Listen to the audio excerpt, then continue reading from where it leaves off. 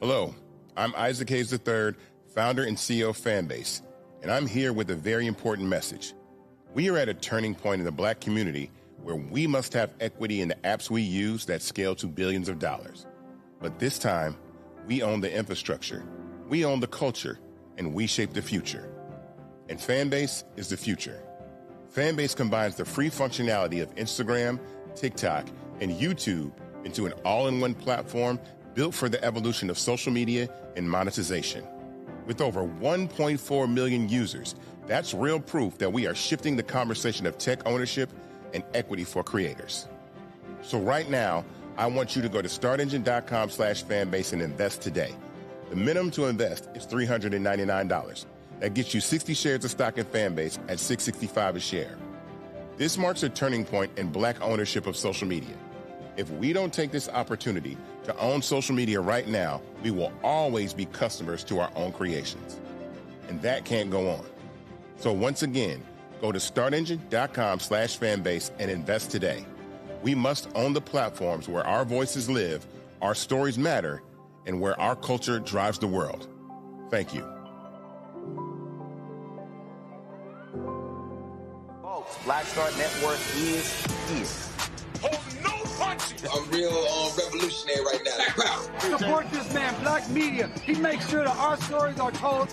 Thank you for being the voice of Black America, Roland. Stay black. I love y'all. All momentum we have now, we have to keep this going. The video looks phenomenal. See, this difference between Black Star Network and Black-owned media and something like CNN. You can't be Black-owned media and be scared. It's time to be smart.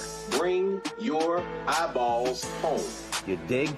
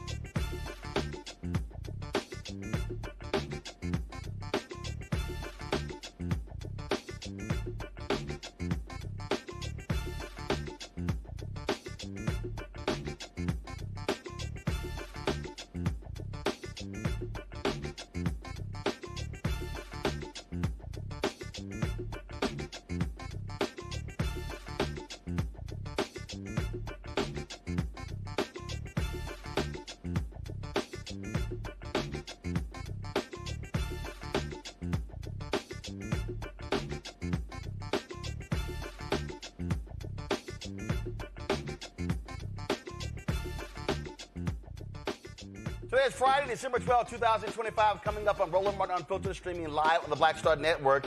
Indiana Republican senators face escalating threats after breaking with Donald Trump on redistricting, and Republican Governor Mike Braun says he's ready to fight back. Really? Interesting. Bombshell images from the Epstein estate. House Democrats released new photos featuring Trump, Clinton, and Prince Andrew. What's coming next from those long-sealed DOJ files? Two black transportation leaders push back after being fired from federal boards. They're suing the Trump administration.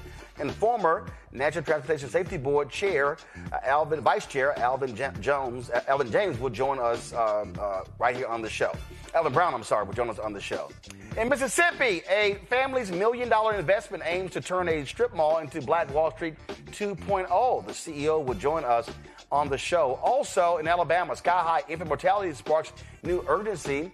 Reproductive justice advocate Tia Freeman will join us on the show. Also, folks, Congresswoman Jasmine Crockett announces this week that she is running for the United States Senate in Texas. New poll comes out talking about the race. We'll tell you about that. And also, I'm going to explain to you how foreign bots and a lot of white progressives are trying to use the issue of Israel and Gaza against her when that is not what people in Texas are talking about. I'm explaining to y'all why that is not an argument to be running on when you're trying to win a primary in Texas. I will explain. Plus, today is the 50th anniversary of the founding of the National Association of Black Journalists. It is time to bring the funk on Roland Martin Unfiltered on the Black Star Network. Let's go. He's got it. Whatever the miss, he's on it. Whatever it is, he's got the scoop, the fact, the find. And when it breaks, he's right on time and it's rolling. Best believe he's knowing.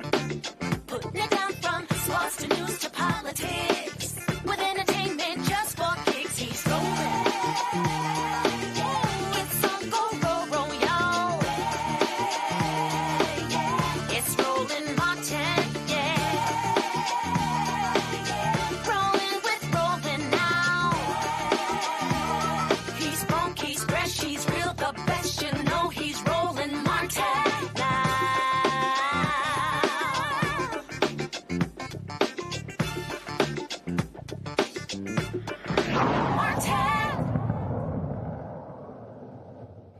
Boy, MAGA, they're pissed off at those Indiana Republicans who voted down the map. Now, the leader of the Indiana Senate said because of their rules, they can't even take up a new map in 2026. So now they got to live with it. It was a 31-19 vote. It leaves in place 7 Republicans, 2 Democrats, as opposed to 9-0. Trump and J.D. Vance personally lobbied for months to push the plan through. Now they are upset. The Heritage Foundation calling this a betrayal as well. These people are mad. They're angry. Trump publicly blamed Indiana's Republican Senate leadership, especially Senate Pro Tem Roderick Bray, who voted no. Watch this. It's funny because I won Indiana all 3 times by a landslide. And I wasn't working on it very hard. Would have been nice. I think we would have picked up 2 seats if we did that. You had one gentleman, the head of the Senate, I guess, Bray, whatever his name is. I heard he was against it. He'll probably lose his next primary, whenever that is. I hope he does, but because he's done a tremendous disservice. I mean, think of it.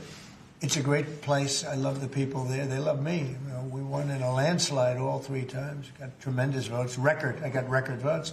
And then there's no reason for doing that. And the Democrats do it to us, so I can't imagine that they do it. But I wasn't very much involved. But there's a man named Bray as I guess, head of the Senate. Was that Bray? Is that the name, Bray? I mean, I'm sure that whenever his primary is, it's, I think, in 2 years. But I'm sure he'll go down. He'll go down. I'll certainly support anybody that wants to go against him. Is that the case? Indiana Governor Mike Braun called the Senate's decision disappointing, pledging to work with Trump to literally challenge lawmakers who he says, quote, don't represent the best interests of Hoosiers. That's sort of weird. Show the senators, of course, who voted against.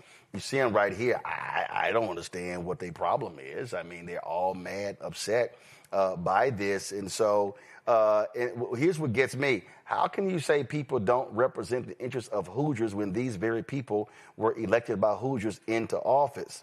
but they're just mad upset that they basically told Donald Trump he can kick rocks. And that's really what's going on here.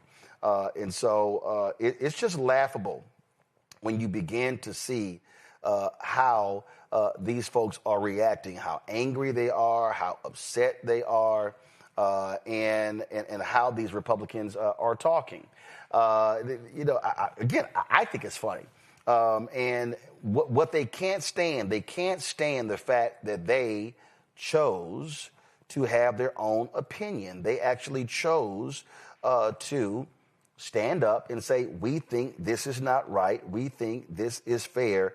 We think this is just. And so some of them have talked about that they were sick and tired of the threats. They did not like the fact that they were being targeted. They did not like the fact that you had, that they were calling in bomb threats. They were attacking them.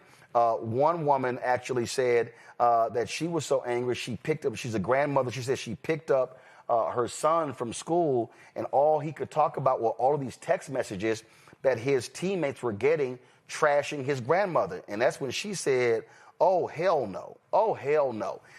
Look at this right here. You got this. This is one of these MAGA folks. Let me show y'all this here. And this is how they're operating. These are the assholes that sold out to communist Democrats in redistricting. They are an embarrassment to Indiana GOP voters. Every one of these nitwits needs a primary opponent. Worse, they sold out to communist Democrats for promise of campaign cash. Idiots. Do y'all actually think Democrats were trying to say we're going to give campaign cash to these Republicans? I don't think so. They were not trying to say that. But you see how they respond. They are mad because they can't get their way. Pull it up. This is what it looks like. So they're mad at them. Y'all, these are all hardcore conservatives. But they're mad because they chose to defy dear leader. And that's who Donald Trump is. He is, for them, he is the dear leader.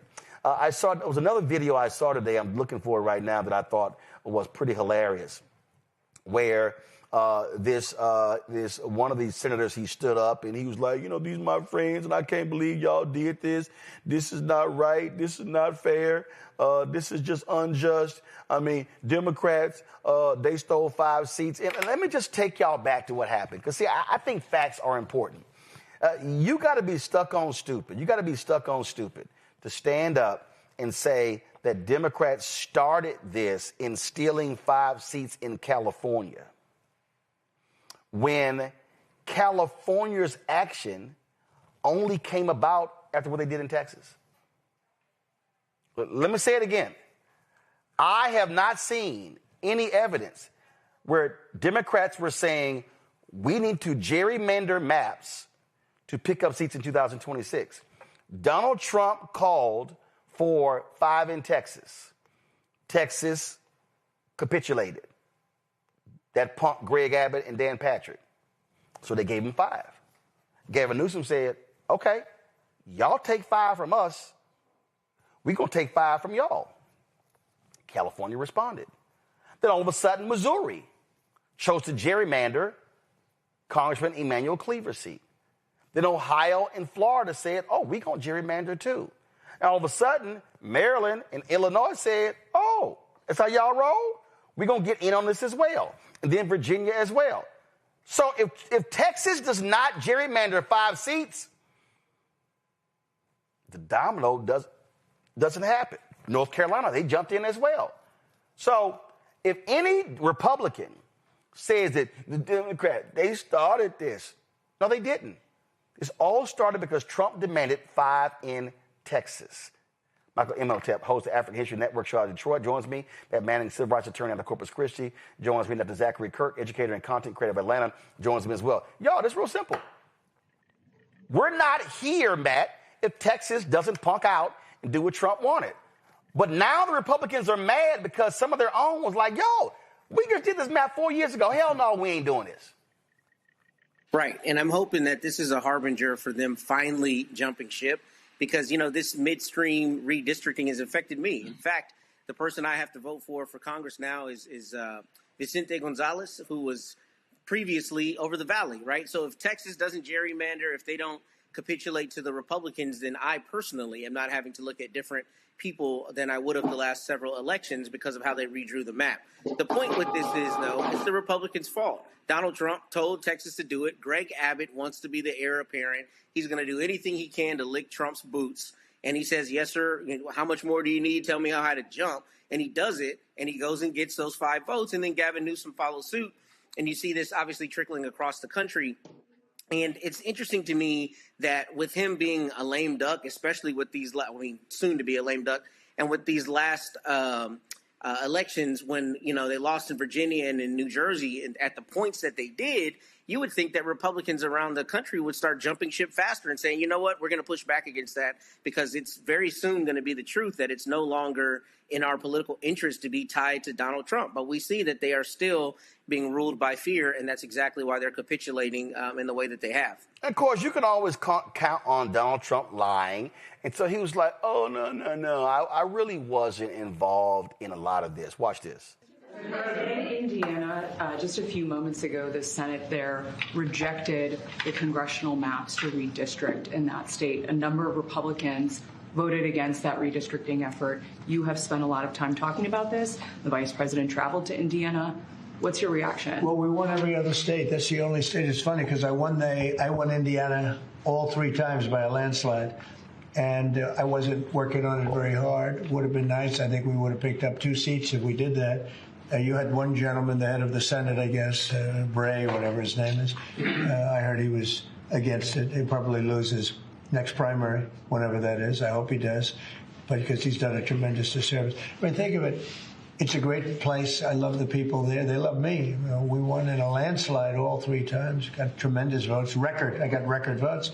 And then there's no reason for doing that. And the Democrats do it to us, so I can't imagine that they do it. But I wasn't very much involved. But Michael, he lying.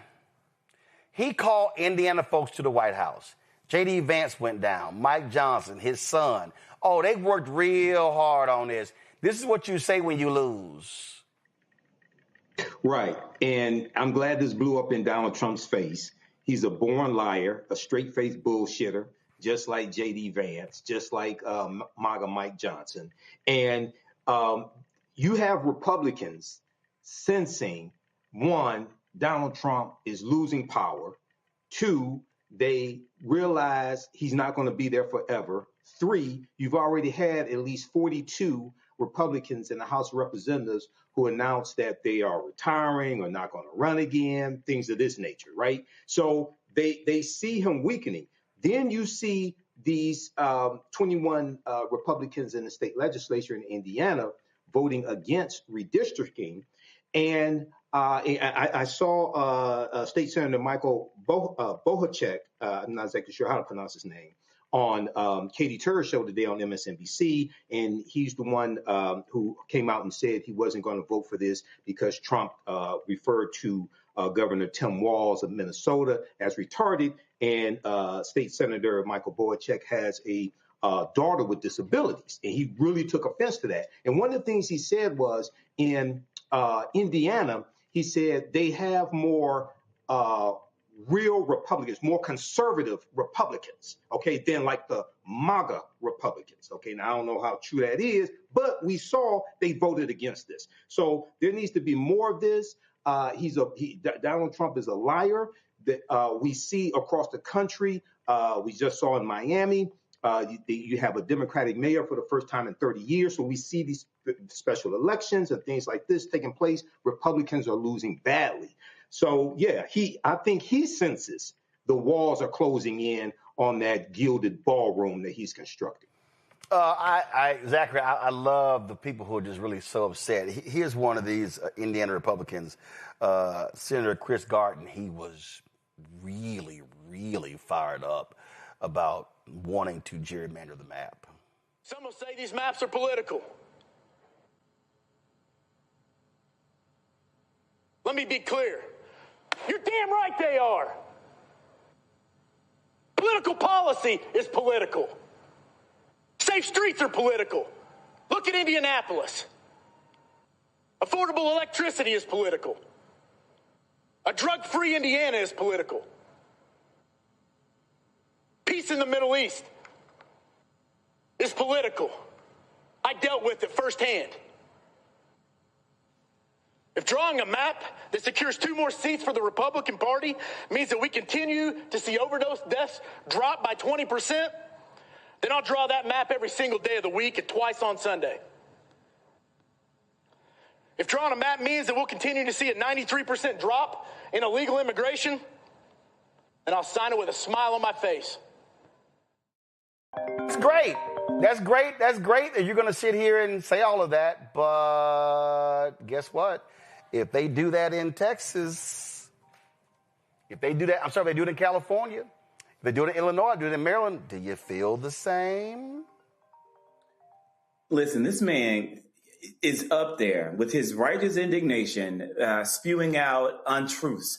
He's not going to see a continued drop in fentanyl overdoses. He hasn't seen a continued drop in fentanyl overdoses. What he's going to see, and what the people of Indiana are going to continue to see, will be continued rising prices, continued inflation at record levels, continued unemployment continuing to happen, the continuation of people losing their farmland to billionaires in this country. That's what they're going to see. And what they're also going to see is the continuation of Republicans losing their seats. Now, Greg Abbott in Texas sat up there, and you said kissing boots. I say kissing Trump's ass.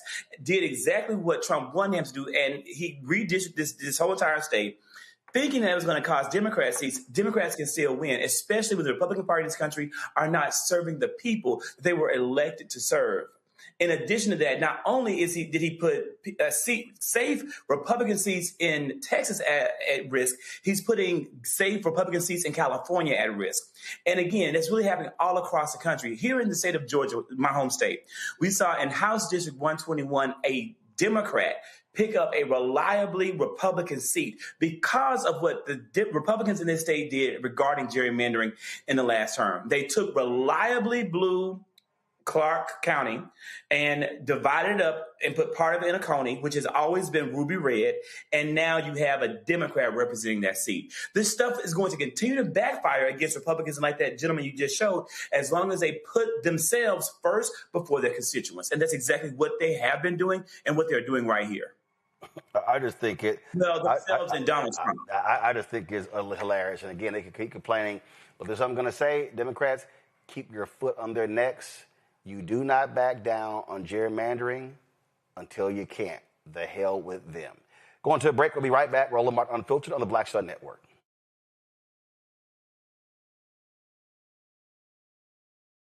Right now, you have people get up in the morning, and the only thing they can think about is how many people they can hurt, and they got the power.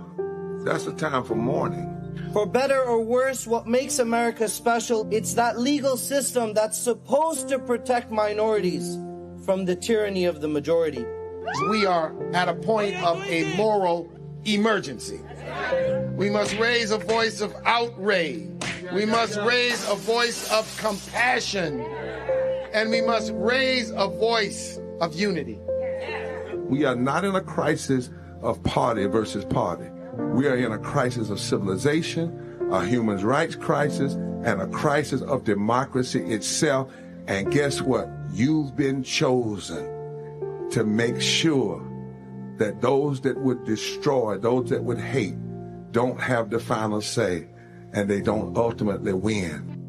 Next on the Black Table with me, Greg Carr. America is being reshaped in real time by a group of 6 people, unelected and without any checks and balances. By the end of the current Supreme Court session, education, the workplace, who gets to elect our leaders, and so much more could radically change. This week, we reconvene our legal roundtable and look at what the new America may look like and how we should respond.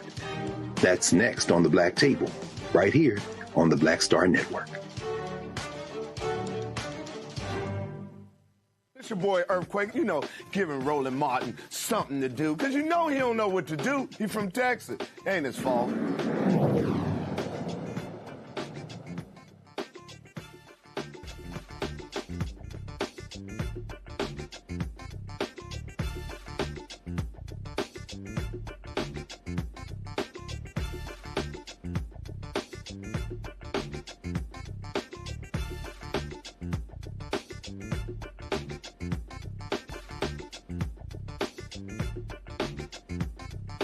All right, 2 black men were fired from the National Transportation Safety Board and the U.S. Surface Transportation Board have filed a lawsuit against Donald Trump's administration. They claim the terminations are part of a larger pattern of discrimination against black appointees within the government. Robert Primus, a member of the STB, and Alvin Brown, a member of the NTSB, were the only black board members in their respective agencies when they were terminated. Alvin Brown, the former vice chair of the board, joins right now. Alvin, how you doing? So, first of all, Donald Trump has been firing appointees left and right. But y'all's suit is a little bit different. Other people have said, had this suing, saying you didn't have the right. Supreme Court said he did have the right to fire folks. But explain why you're taking this position. Well, because, first of all, thanks for having me here tonight. I was removed abruptly, unlawful movement to move me and Robert off the boards. It's illegal. That's one thing. Secondly, I can't just sit back and watch something that is illegal happen to me, because this is bigger than me. It's about the independent agencies should remain independent. And that's why Congress said it that way, so you don't get involved in politics and focus on targeting people. And unfortunately, this has been a pattern of the administration, targeting African Americans, and I decided to stand up and speak out and challenge the system because it's wrong and it's unacceptable. But you're taking a different tack because others have sued.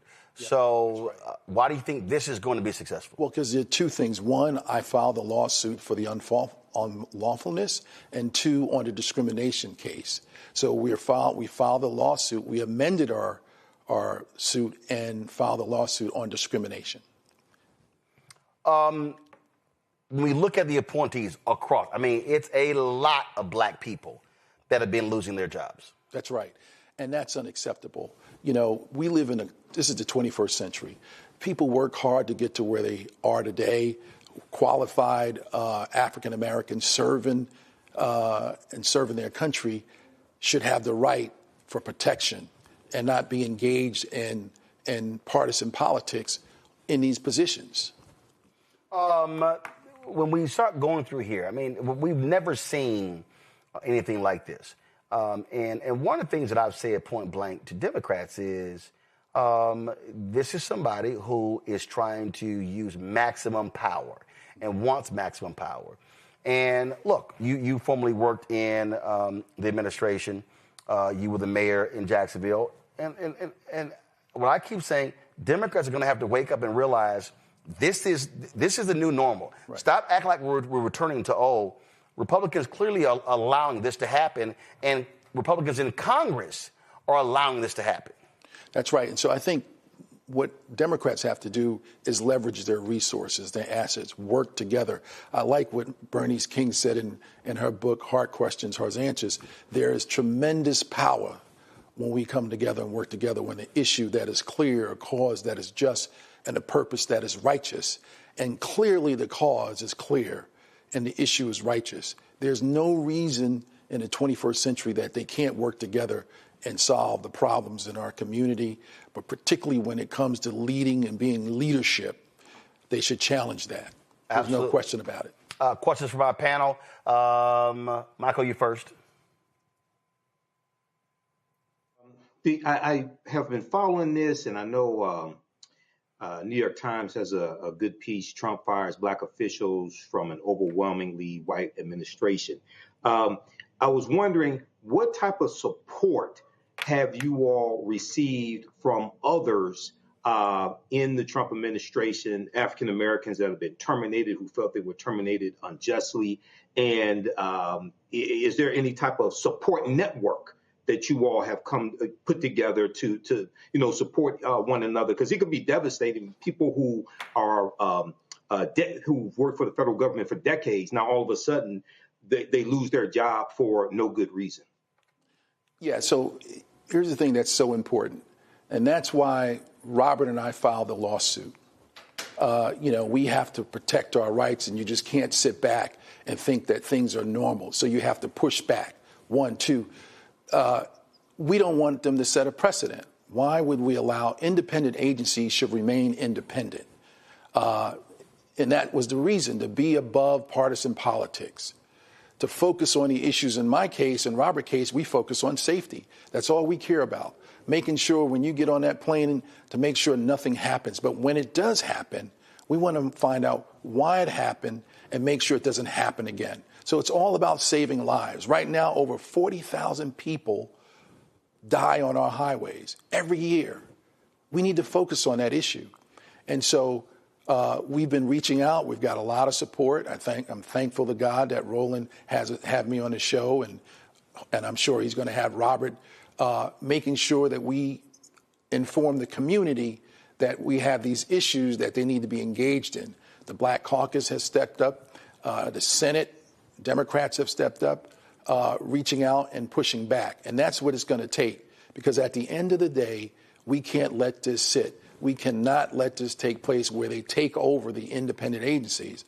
We need to fight for their rights, but I'm going to fight, because this is bigger than me. I'm doing this also to make sure that this never happens again in our country. I'm the only one in the history of the National Transportation Safety Board that was removed unlawfully in the history, and that cannot stand. Matt? Yeah, so I have probably a dumb question. I'm a lawyer, so I should know this, but I have not followed, unfortunately, your lawsuit. So my question for you is, has the administration actually, in a court filing or in arguments or anywhere else, advanced what they're alleging to be cause for your firing? And I ask because normally what you see in an employment context is they say, no, here are all the reasons we think Mr. Braun is deficient, irrespective of whether we really have the power to fire him. Here's the reason we're alleging we're firing him. So what, if any, cause have they advanced, alleged cause? That's a great question. There was no cause at all. There was no cause. So I was dismissed unlawfully with no cause, no performance issues at all, period. And Roland, let me ask a quick follow-up, if I may. Go ahead. So is the administration then just saying we just have the inherent power to decide who we want where, and this is an exercise of that power? Have they tried to give any kind of subterfuge as for why they fired you and Robert Primus? No, but you know, they're saying, they haven't said that in our case, but what they're trying to do is get the Supreme Court to empower them to be able to fire anybody at any time, at any will. He said that he's no longer there. Zachary.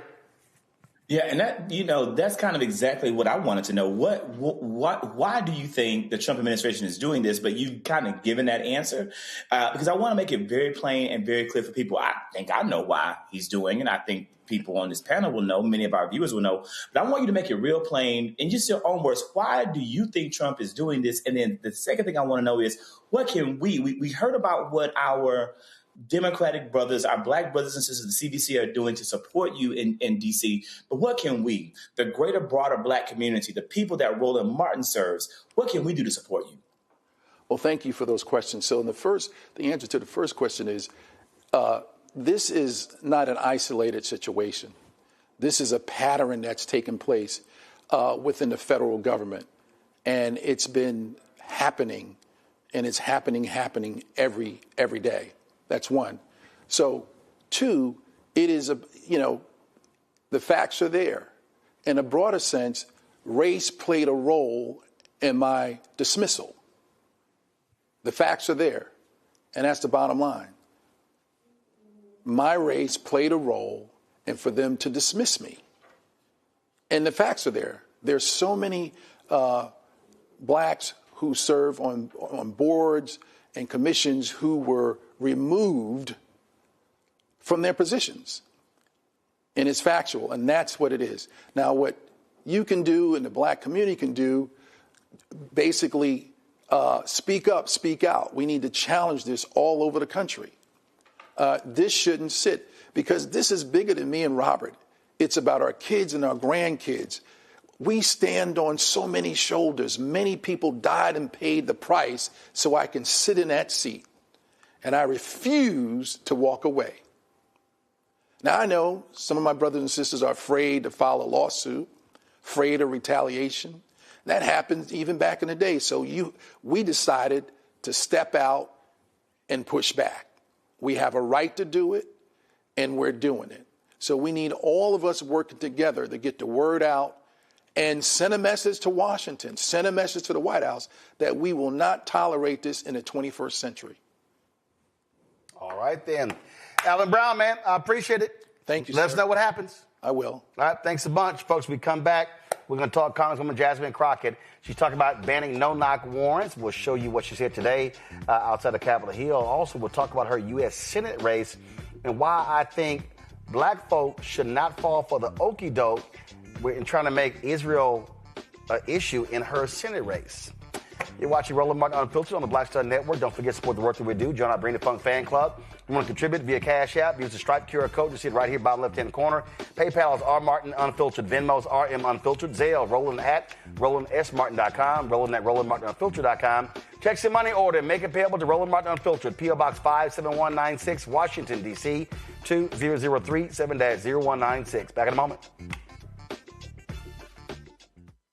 This week on The Other Side of Change. Book bans, anti-intellectualism, and Trump's continued war on wisdom. This is a coordinated backlash to progress. At the end of the day, conservatives realized that they couldn't win a debate on facts. They started using our language against us, right? Remember when we were all woke and the woke movement and all that kind of stuff?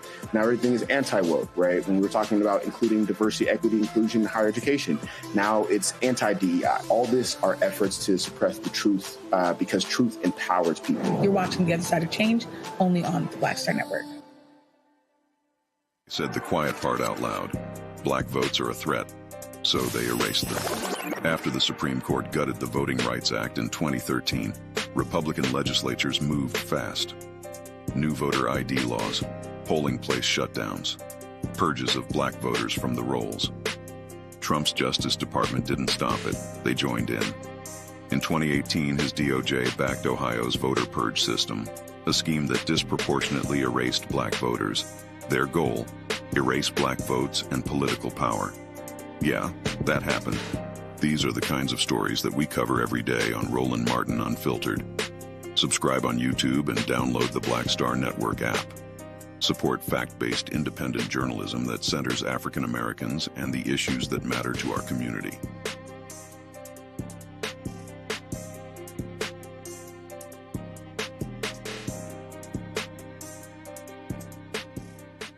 I'm Bishop T.D. Jakes, and you're watching Roland Martin Unfiltered.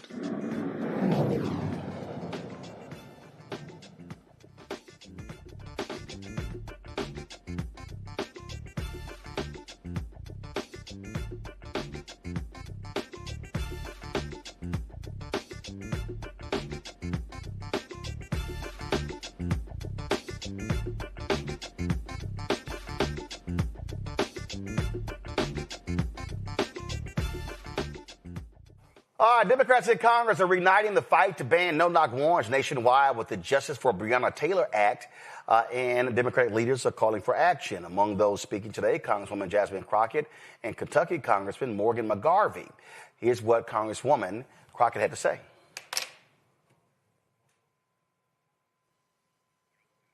I must tell you that as you spoke, my little pen got to going, as well as a couple of other people up here, because you said something to the effect of slick con man calling and tricking people. I thought that was profound because it seems like that's how we got into this mess. All right, folks, mistake there. That is not the video of Congresswoman Jasmine Crockett speaking about the no-knock warrants. Let me go ahead and get to that right now. This is it right here. Pull up my audio, please. In the forest, do you hear it if nobody's there? I'm here to tell you that when we lost Briana Taylor, we absolutely heard it and we felt it. It felt like an earthquake. You see, Tamika does not know fully the impact, and I don't think she'll ever know the impact of her daughter's life on this country. But at the time, if we go back to March of 2020, when I was still a young lawyer in my mind, and I was practicing law, and I somehow was running for the state house, I had just made it to my runoff. And the next thing you know, they're saying that COVID is coming in. But then the next thing you know, Briana Taylor is killed. Briana Taylor then is killed and people started hitting the streets. So I did what I've always done in my civil rights role is I hit the streets as well. I wanted to make sure that protesters' rights were not going to be violated. And so as we walked through the streets and we said her name, because there were a lot of people that would not say her name and did not want to look out for getting any kind of justice for her, that is what I was doing, is I was in the streets. And here it was, we go through, we're fighting in the streets. That was March of 2020. By May of 2020, we had another person that had been killed at the hands of law enforcement by the name of George Floyd. You see, that was a summer of action for so many, but the question was, would that action continue? Would we turn this moment into a movement, or would we let everything die with their precious souls? The answer for me was no. So interestingly enough, I finished out my race and I actually won, and I ended up in the Texas State House. There's a bill that I filed as soon as I got there. It was called Briana's Law. Now, y'all know this is down in Texas. So y'all know things are a little interesting in Texas. But let me tell you that even in Texas, even as a freshman civil rights attorney that was doing this because it was the right thing to do, it passed out of our committee with bipartisan support. Unfortunately, they never put it on the floor for a vote, but it would have passed because we had the support of law enforcement. We had the support of activist organizations. This is about what good legislation looks like. And that's what it is. This is about saving lives. Let me tell you something. When a no-knock warrant is actually executed, I don't know how many of y'all really understand how this works. As somebody who's also done criminal defense, a knock warrant ain't nothing. All it is police. That's all it is. That's it. But imagine being in a state like Texas where they say, you know what, everybody can have guns, and frankly, everybody does. And then you're saying that somebody just comes in your home. We have people that are currently sitting on death row because they have shot when somebody came in their home. Listen, this is smart legislation. This is why it's bipartisan. This is why it's bicameral. And all we're asking people to do is get behind it. It is time for us to set aside our differences and do what we all say we want to do, which is to make sure that we are all going to be safe, whether we are on the streets or in our homes. This legislation will prevent others from losing their lives unnecessarily. Briana should be here. We shouldn't be having this conversation, but we are, because her mama refuses to give up on her daughter. No mother should have to go through what she's went through. But the reality is that God has got her. And that is why she is standing with us today. So I ask you, wherever you are, make sure you call your representative, make sure you call your senators and tell them to sign on to this smart legislation.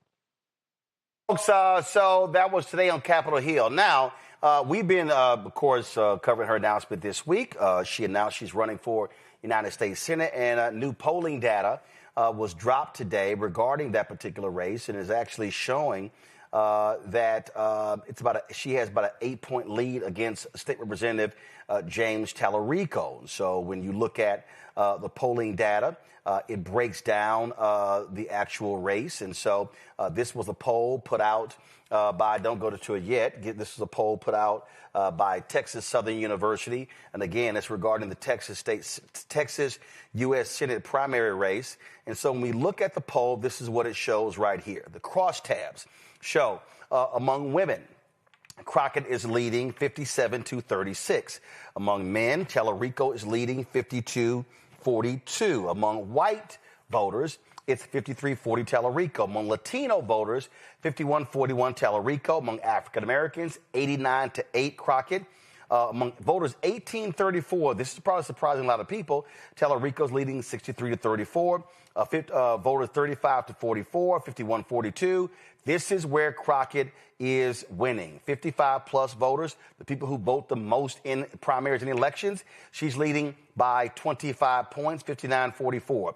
Four-year college degree, Crockett's up 48-45. No four-year college degree, Crockett's up 12, 53-41. Among Democratic voters, Crockett's up 53-42.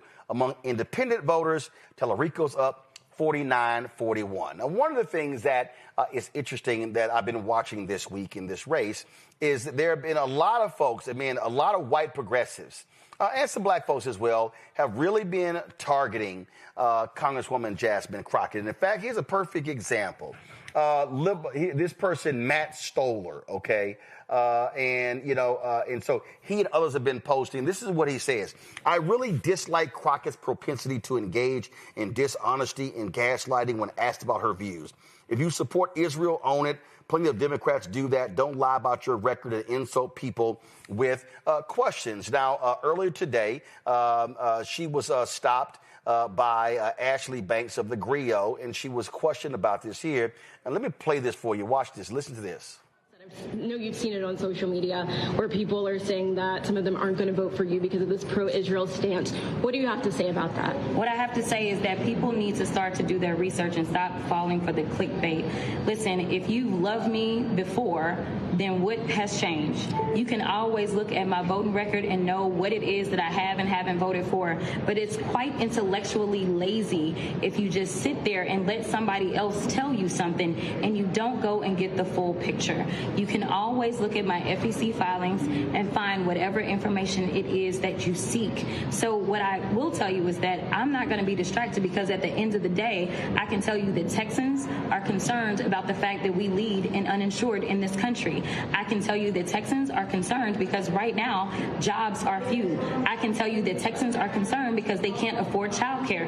I can tell you that Texans are concerned because hospitals are about to close down. And if you have questions, then you should just go and look at my record. I have nothing to hide. I wouldn't be running for office if I had anything to hide. But what I'm not going to do is allow people to sit here and have me on the defensive about something that they don't even know what they're talking about, because it is very easy to look up who is endorsed by who and to figure that out. That is intellectually lazy for you not to just go and look who has been endorsed.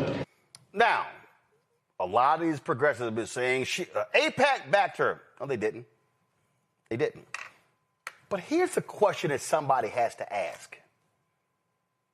How all of a sudden is the Texas Senate race, how is Israel and Gaza a litmus test on this race? Can somebody explain that to me? I mean, we're talking about a state where a Democrat has not been elected statewide since 1994. 1994, 4 Democrats were elected statewide. Has not happened since. So, how all of a sudden is this the defining issue? In fact, if you go look at videos and social media of James Tallarico, I don't see lots of posts talking about Israel and Gaza. Now, let me be real clear. Am I not saying that a U.S. senator doesn't vote on international issues? Nope. Am I not saying that a U.S. senator does not vote on national issues? Nope. Am I saying that, the issue of Israel, Gaza, Palestinians, is that a non-issue? No, I'm not saying that. What I am saying is, don't y'all find it suspicious? All of a sudden, when you're looking on all these social media accounts, including some black folks, it's, what's their position on Israel? What's the position on Palestine? Let me help y'all out. I'm from Texas, born and raised. I am still registered to vote in Texas. The Texas United States Senate race ain't going to be decided on Israel. It's not. And let me also say this to a lot of progressives. Next year's election, the 2026 midterms, you got Senate races in Georgia, Senate races in North Carolina, Kentucky, Ohio, congressional races, Senate races in Iowa and Maine. It's not going to be decided on Israel. If y'all want to, we can go back to the Mamdani race in New York City. Mamdani's critics tried to make Israel the issue. He said the issue is affordability. Anybody who studied any of his campaign ads, I don't recall him making the issue as mayor of New York City Israel. In fact, I do recall there was a debate, and they asked all these candidates, what are you going to do? What's going to be the first place you visit? You know what they said? Israel. And they got to him, he said, New York City. But I want y'all to see what's going on. See, I just refreshed on Twitter, and I need y'all to understand what Elon Musk is doing. Elon Musk is purposely driving the algorithm. Go to my iPad. I just refreshed it. This Blakely, it's the entitlement for me. She rolled her eyes that voters dare ask her a question. First of all, let's see here. Blakely. Let's see here. I'm sorry. I am Blakely. She's from Brooklyn, New York. She ain't no Texas voter. And then she said she rolls her eyes that voters didn't ask her a question. Ashley Banks of the Griot asked her a question. But I just want y'all to understand what's going on here. And I need y'all. Okay, hold up. I just scrolled. No, go back. I scrolled to the next one. Look at this here. Under examine is how large sections of the black intelligentsia, particularly those produced through congressional leadership pipelines, elite academia, philanthropic NGOs, and legacy black bourgeois institutions like Jack and Jill are structurally aligned with Zionism. Oh, boy, that's a whole lot right there. Let's see. Who is this? He's got Free Palestine, Congo is bleeding, Free Haiti, and all of this here. Okay, I got it. But I'm looking on here. You know what I don't see? I don't see a single tweet on here where he's criticizing Texas Senator John Cornyn, who stands firmly behind Trump. I want y'all to understand the play here. So here's what the play. So what you're seeing are these constant and direct attacks from so-called progressives, because a lot of people are bots. Like earlier this week, there was some dude from New Zealand who was trashing Crockett. And I was like, your ass ain't even American. I said, what do you know about the Texas Senate race? But see, what they're trying to do, and I need y'all to see what's going on. They're trying to target Crockett the way they did Vice President Kamala Harris. You need to understand what's going. And the smart play, black folk, do not fall for the banana in the tailpipe. I am not saying that the Palestinians having a right to live and breathe is not an issue. But you cannot tell me that the defining issue in the Texas Senate race is Israel. It's not. Michael. Yeah, Roland, that was a master class in which you broke down, and I was making some of the same points. Driving the algorithm, just like they did during the 2024 election on TikTok, which is one of the reasons why I got the hell off of TikTok. Driving the algorithm, pushing Palestine, pushing the war between Israel and Palestine, and we see the effect of that. We see how you had all this opposition to the Biden-Harris administration, right?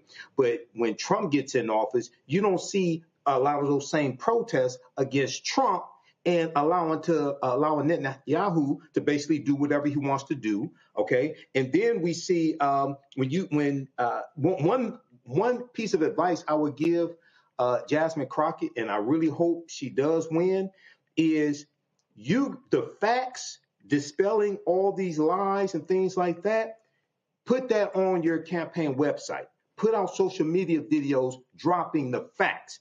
Don't wait on stupid ass people to do research, because the lie is neatly packaged and fed to them on a daily basis 24/7.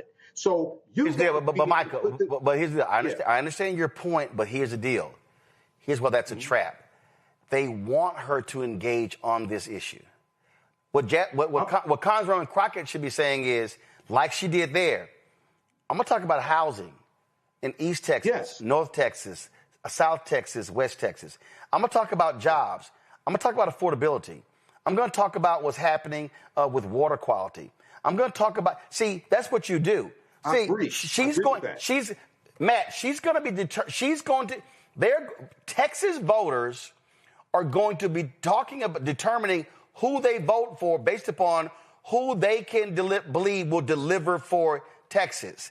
So what these people, like this, like some guy I just saw, he was like, he goes, we won't vote for any candidate who voted to give Israel the weapons they use to blow up babies and burn people alive in tents, or anyone that takes money from AIPAC pro-Israel lobby. This is our red line. You have 3 years. Better get started. Okay, so he's been trashing Crockett. Got it. I'll say, here's the question. All right, what's Tallarico's position on this? Is he on the record? I agree. Now, here's the other thing. Okay, let's just say Crockett wins, Matt. So let's say Crockett wins the primary to this particular professor. So you got Crockett and you got Cornyn. Now, who are you going to vote for? Because we know exactly where Cornyn is. See, this is where folk got to I get you can be a one-issue voter, but right now, there are some people in Dearborn, Michigan, who are really upset right now, and they're like, where are the Democrats? I'm sorry, your city voted for Trump. These are policies you voted for because you voted for the person with those policies, Matt. Well, I'm a Texas voter, and I haven't been as excited about having a potential Senate pick as between these two as I am right now. I mean, I think they're both fantastic choices, but I actually think you and Michael are both right. I don't think that it's one to the exclusion of the other. And what I mean is I think Michael's exactly right. I think she should correct the record on her position and what she's voted for and put it on her website. But to your point, I think she doesn't make that the focal point. I think if she doesn't answer it, then she runs the risk of them saying you didn't even answer it, and that's, proof of you doing what we're accusing you of. I think she has to address it, but I don't think she makes it a focal point of anything. And I think you're exactly right about this, and especially as it relates to John Cornyn. You talk about a Democrat not being elected since 1994. I read opinions from before I was alive that John Cornyn issued when he was either the AG or in the state Supreme Court or, all these other positions that he's held. And the point is, this is one of those guys that's been there forever, and he's going to do whatever is necessary for him to stay in office. And no one is going to question him about fealty to Israel or fealty really to Trump. Because what's especially interesting about somebody like Cornyn, he's one of the senior people in the Senate, and he has been licking Trump's boots much more vigorously than anybody else for the last several months because he's worried about getting unseated. So what we need to do is keep it real and talk to all the candidates about the same issue, number one. And the bigger thing than all of that is what we have allowed in politics is people to talk to politicians about things that they either have very little control over or no control over. And to that point, in our local judicial races, local judicial candidates were talking about abortion.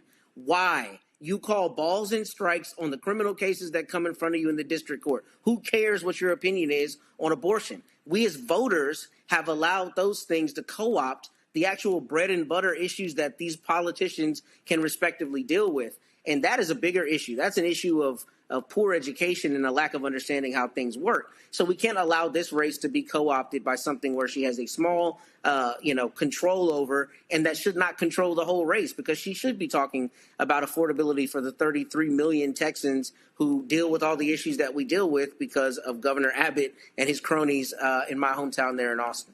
Zachary? Look, I'm going to tell you flat out, going back to, Michael, that's why we need you on TikTok, right? Like, I'm a content creator, of course, as well as an educator.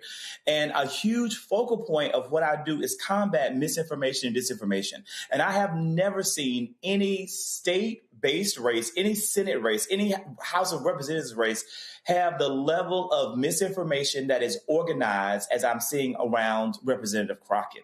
And, so that's our job. Like that, yes, definitely put it on the website, put it out there. But it's our job as people who care about democracy, who are doing the work, fighting for the culture, fighting for the people, to educate and inform the people. And that's what I do on social media every single day. And I want to also say, when it comes to these people, Roland, when you put up you call them white progressives, white far leftist, white far leftists and their black friends, okay, and their black friends, they are out there on social media with an organized attack campaign against Jasmine Crockett, paid for by God knows who. I bet you can boomerang that back to Republican conservative money that wants to see her quickly fall in this race. And what you will not see, though, is the same level of scrutiny of Tallarico. And I get that he might be, for somebody, a great candidate or a great person, but I want to say publicly on this platform that I don't feel this man is qualified anywhere near the level of Representative Crockett. He has some more work to do. He has some more growing to do. When it comes to how to reach black people, when it comes to how to reach black people and the issues that are germane to us, he has a lot more research and learning to do. And when you talk about the issue of AIPAC, when you talk about the issue of Israel, when you talk about that, and where Jasmine has voted, don't you dare not talk about where Tallarico has voted. Don't dare forget the fact that during the third special session of the 88th Texas legislature in October of 2023, this man voted with everybody else to support and affirm Israel. That happened. He's on record having done it. It's right there. In addition to that, please don't forget this man's number one donor in 2024 being Donald Trump's best friend and your Texas homegirl, Roland, your Texas homegirl, Marion Edelson, being his number one donor. That to me tells me where this man's loyalties lie, not about Israel, but about the people who are funding him and maybe why they're funding him. That needs to be a part of the conversation too. I'm sorry. So I just want to bring it up. I just want to show folks this here before I go to a break and go to my next guest, and that is here. So this is what it says. Black women are supporting Crockett per this poll, 92-6. Black men, 84-12. Latino women are supporting Crockett, 49-41. White women are supporting Tallarico, 46-45. Latino men are supporting Tallarico, 61-33. White men are supporting Tallarico, 62-32. Now, why am I showing y'all that? Because if you look at the polling, it shows that white voters are preferring Tallarico over Crockett. Latino voters, 51-41. But if you look at the polling, Latinas are supporting Crockett +8 over Tallarico. He has, though, a 28-point lead among Latino men. His lead among white men is 30 points. And so they almost tied when it comes to white women. That's critically important. Let me go right here as well. Right here. Favorable, unfavorable. Favorable, 85. Crockett, unfavorable, 77. Unfavorable, 9-2. Now, when you start going down here, let's see here. A proportion of black, Latino, and white voters who don't know enough about Tallarico. Black, 47, Latino, 15, white, 14. Now, when you go right here, this is the one that you have to pay attention to. Proportion of likely Democratic primary voters who believe the candidate will be most successful in mobilizing Democratic-leaning non-voting Texans to turn out to vote for them in 26. Look at the numbers. 53% believe it's Crockett. 34% believe Tallarico. 13% unsure. Now, when you go proportion of likely Democratic primary voters who believe the candidate would be the most successful in convincing Texans who regularly vote Republican to cross over and vote for them, Tallarico 58, Crockett 29. Here's the whole deal. Let me break this down. That means that what Crockett is saying, you're going to need people who do not vote to turn out to beat Republicans. She's saying the likelihood of Republicans crossing over to vote for a Democrat ain't high. So I want to show y'all that so you can understand exactly what the poll breaks down. All right, going to go to a break. We'll be right back. Lots to unpack in our second hour of Roland Martin Unfiltered on the Black Star Network. Back in a moment. This week on the other side of change. Book bans, anti-intellectualism, and Trump's continued war on wisdom. This is a coordinated backlash to progress. At the end of the day, conservatives realized that they couldn't win a debate on facts. They started using our language against us, right? Remember when we were all woke and the woke movement and all that kind of stuff? Now everything is anti-woke, right? When we were talking about including diversity, equity, inclusion, and higher education, now it's anti-DEI. All this are efforts to suppress the truth because truth empowers people. You're watching The Other Side of Change only on the Black Star Network. Next on the Black Table with me, Greg Carr. America is being reshaped in real time by a group of 6 people, unelected and without any checks and balances. By the end of the current Supreme Court session, education, the workplace, who gets to elect our leaders, and so much more could radically change. This week, we reconvene our legal roundtable and look at what the new America may look like and how we should respond. That's next on the Black Table, right here on the Black Star Network. Now that Roland Martin is willing to give me the blueprint, hey, Cyrus, I need to go to Tyler Perry and get another blueprint because I need some green money. The only way I can do what I'm doing, I need to make some money. So you'll see me working with Roland. Matter of fact, it's the Roland Martin and Cheryl Underwood show. Well, should it be the Cheryl Underwood show and the Roland Martin show? Well, whatever show it's going to be good.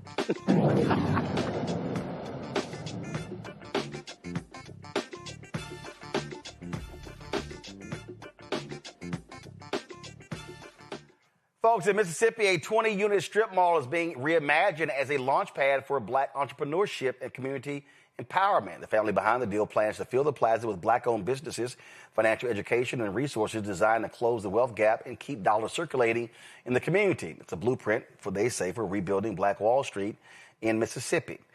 Joining us right now to talk about this is Tony Reimonenq Jr. and founder and CEO of LinkedUp Economic Empowerment Center. How you doing? Hey, I'm doing well, Roland. How are you? First of all, did I pronounce the name right? What's the last name? It's Reimonenq. Reimonenq. Okay, cool. Yeah. They're supposed to put it in phonetic spelling in the script. They didn't do it, so it's Reimonenq. Got it. And you're joined with?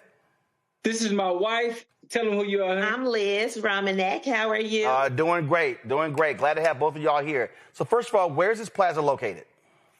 We're at 4906 Old Highway 11 in Hattiesburg, Mississippi. Okay. In the Oak Grove community. All right, so it's in Hattiesburg. So for folks who don't know, Black population there, and give us a sense of the type of businesses that are there. We have a clinic there, a medical clinic. It's an amalgam of things. We have a trophy shop. We have a barber shop. Also, we have a hair salon. We have home care business, a construction office. We have a school, actually a Mississippi aesthetic school, the only Black-owned accredited school in the state of Mississippi is there. So we're real proud of that. Nail salons there. We have insurance office, real estate office, tax preparers. Mental health therapists. We have a U-Haul place that just moved in. Mm-hmm. So there's a variety of different types of businesses that are there. We have a boutique there, a gym. So there's a plethora of things. We are 100% occupied. So were all of these businesses already existing in Hattiesburg, and did they all move there, or are some of these new businesses? The majority are new businesses. Mm-hmm. I would say when we bought that strip mall, it was run down, undermanaged, and we might have had maybe 2 to 3 of the businesses that we inherited that was there, and actually some of them that we inherited moved out. So all of these are new businesses. Okay, all right. We have one that's been there for a long time. Charlie's Trophy has been there for a long time. Got it. And so. So how are you imagining it? Is it important to say, hey, now you sort of have a central location as opposed to someone being over here and over here, over here and over here? Yes. So the idea behind the Black Wall Street 2.0, we call it 2.0 because, as you know, the original Wall Street was formed during a time of segregation, right? It was a response to racism. And so O.W. Gurley, the guy who founded and developed the Greenwood District, bought the land and he sold pieces of the land to Blacks. And those who didn't have money, he actually funded their businesses and they repaid him back in a loan. And that was a response to racism. Well, now we're integrated. So now Black Wall Street 2.0 is for anybody who's been locked out of this economic system due to race, gender, non-English speaking proficiency, and also rural residency. So that's the mission that the LinkedUp banner flies above. And a offshoot of that mission, extension of that mission is this commercial property that we say affordable and desirable commercial office and retail spaces. All right, then. Questions for my panel. Zachary, you first. Shout out to my family from Mississippi and friends. So thankful and grateful for what you're doing and how you are moving work forward. What I want to know is what has been the biggest challenge that you guys have faced in the work that you're currently doing? And how have you overcome? Wow.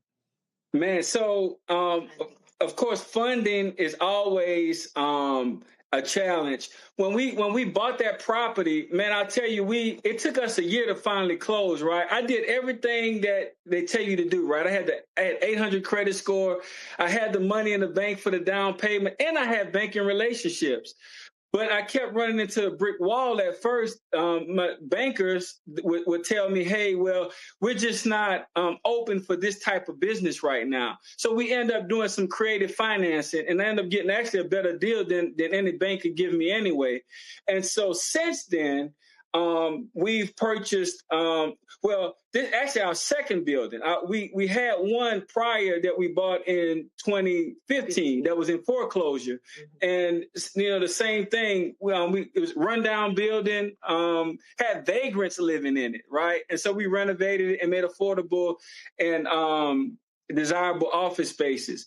And also, in addition to that, we also have housing, residential, in rural areas that we make affordable and desirable. But as I said, funding is always a challenge. Michael. All right, so this is a great story, and I've taught entrepreneurship for 7 years and have studied Black Wall Street, Greenwood District. So there's a special place in my heart for this. Question I had was two parts. One, do you have an anchor store to drive traffic like a grocery store, which is an anchor store which will drive traffic to those other businesses? And what type of weekend events do you have to drive traffic to those various businesses that you have there at the plaza? Man, that's a great question. Unfortunately, we don't have a grocery store that drives traffic, but the traffic driver is our barbershop and our hair salon driver, and also the school that's there drives businesses there. We also have a local caterer there, Alicia's Creative Catering. Shout out to Alicia. Okay. She does great work, and those types of businesses drive the traffic there. Right. Also, we have a state of the art, I would say, nail salon there, goes by the name of Polish, and those women are top of the line, and they drive a lot of business. So there's an amalgam of different businesses there that drive individuals to the property. Okay, thank you. Matt? Yeah, so this is a brilliant idea, and I wish you continued prosperity. And my only question is a little bit pessimistic, but I have to ask, in this environment, we know that anything all black is under attack. So what have you seen either from the state of Mississippi or from this Trump administration in terms of attacking y'all for having a homogeneously black business environment like this? Have you had any kind of pushback from the state or federal government? Well, let me say, so it's not all black. We have a variety of businesses that are in the plaza. And that's why we named it the 2.0, right? Because it's the spirit of Black Wall Street, but we're living, again, in integrated times. So it's for anybody who's been locked out of the system. And on this journey, we know that Blacks are further behind than anybody else on this journey of wealth creation. So we have special attention given to help, Blacks understand business, like profit and loss statements, balance sheets, depreciation schedules, and things like that. And also we have personal finance classes that we teach, and anybody can come, right? Anybody can come. It's open to anybody. So, but to answer your question, pushback is not verbal, but, it's silent stares. Like, who do you think he is, right? But this is not necessarily a racist thing. It's an economic thing. And anybody who understands economics understands that it takes everybody to play in the game in order for economics to work in our cities, in our state, and eventually the world. And our job is to make sure that no one is locked out. All right, then. Well, certainly congratulations. And hopefully folks will support those businesses and we'll see that plaza grow and thrive. All right. Thank you. Thank you, Roland. All right. Thanks a bunch. Folks, we're going to come back with headlines with Brittany Noble right here on the Black Star Network. If in this country right now, you have people get up in the morning and the only thing they can think about is how many people they can hurt, and they got the power, that's the time for mourning. For better or worse, what makes America special, it's that legal system that's supposed to protect minorities from the tyranny of the majority. We are at a point of a moral emergency. We must raise a voice of outrage. We must raise a voice of compassion. And we must raise a voice of unity. We are not in a crisis of party versus party. We are in a crisis of civilization, a human rights crisis, and a crisis of democracy itself. And guess what? You've been chosen to make sure that those that would destroy, those that would hate, don't have the final say, and they don't ultimately win. Hey, what's up, everybody? It's Godfrey, the funniest dude on the planet. And you're watching Roland Martin Unfiltered.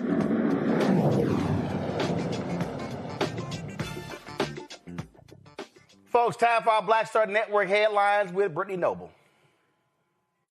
Roland, the Trump administration has ordered federal agencies to eliminate jobs and programs focused on environmental justice, rolling back safeguards that disproportionately protect communities of color. One immediate impact: the Justice Department has now withdrawn from its agreement with the city of Houston to crack down on illegal dumping. A 2023 federal investigation found that a Northeast Houston neighborhood had been overwhelmed by trash, medical waste, abandoned mattresses, even dead bodies. The DOJ concluded that the city had failed to protect residents of the historically Black community of Trinity and Houston Gardens.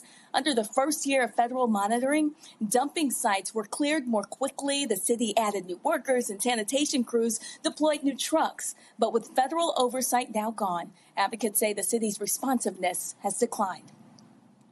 Well, attorney Benjamin Crump wins a $779.3 million wrongful death verdict in the case of 51-year-old security guard Louis Butler, who died while protecting a cashier. He was fatally shot during a 2023 armed robbery at an internet cafe in Havana, Florida. Evidence showed the owners put the worker at risk by knowing illegal gambling was taking place and not alerting police about a previous robbery. Authorities say the gun stolen from the property during the first robbery was used in the shooting that killed Butler. The verdict stands among the largest negligent security wrongful death awards in Florida history. Well, the U.S. Department of Transportation is waiving $16.7 million in fines against American Airlines over violations involving passengers with disabilities, including failing to provide assistance to passengers and mishandling wheelchairs. Instead of paying the penalty, American will be required to reinvest the full amount into improvements specifically designed to benefit travelers with disabilities.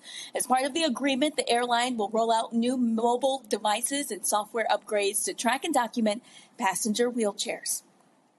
Well, Damon Carr reports in the Chicago Defender that Black men are disappearing from America's college campuses.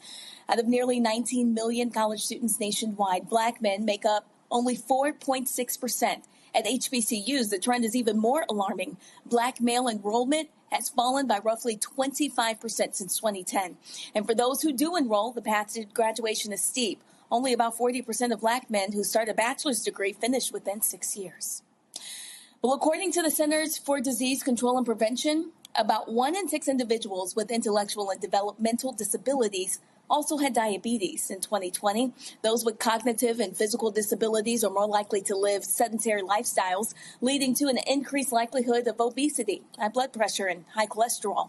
Reports indicate 30% of individuals with IDD are Black, brown, or low income. Well, those are your headlines for today, Friday, December 12th. Roland, back to you in the studio. All right.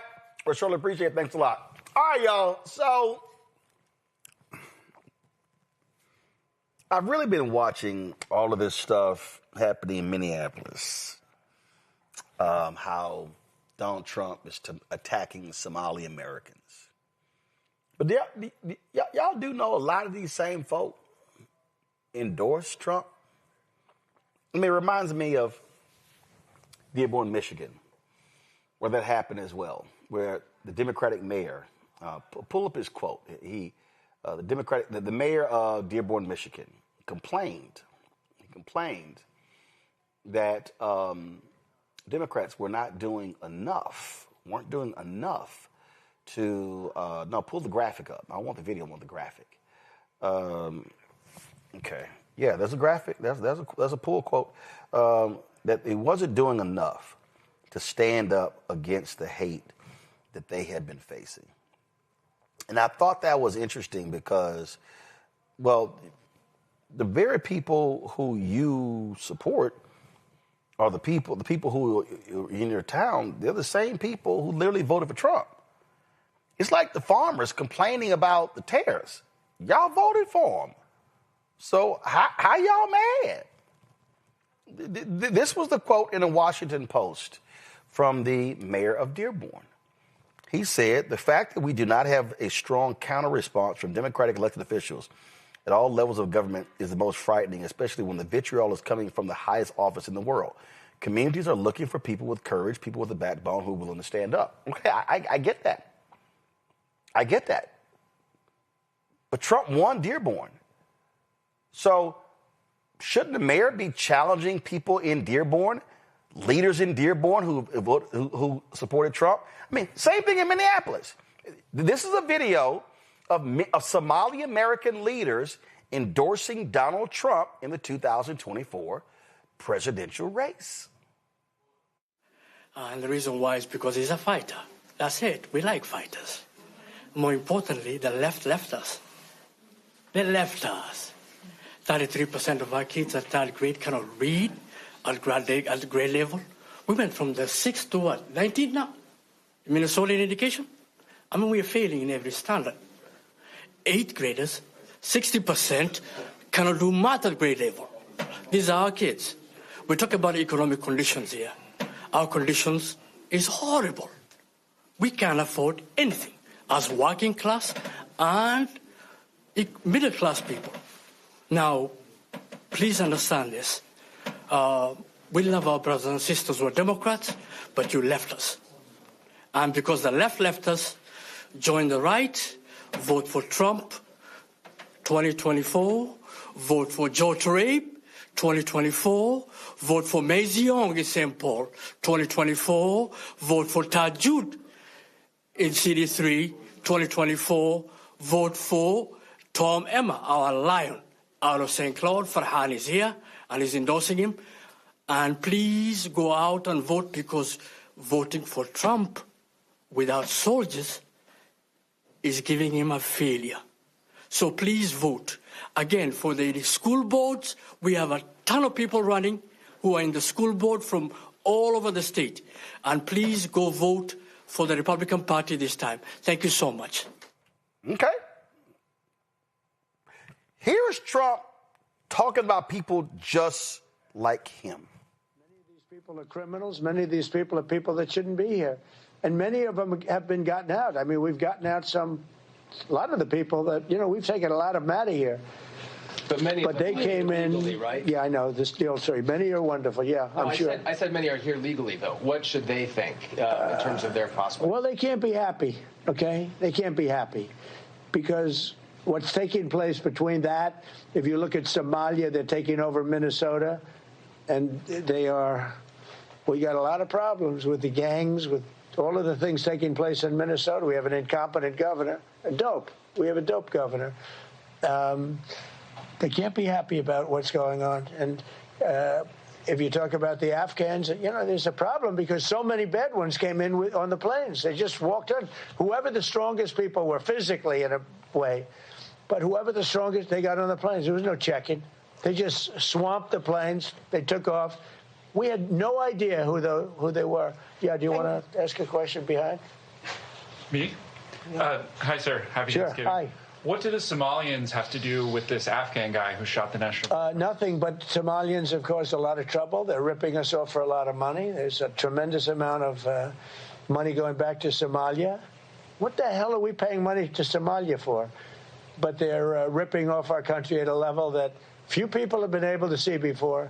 That's about the only thing. You talk about competence. We have Ilhan Omar, who does nothing but complain about our country and our Constitution.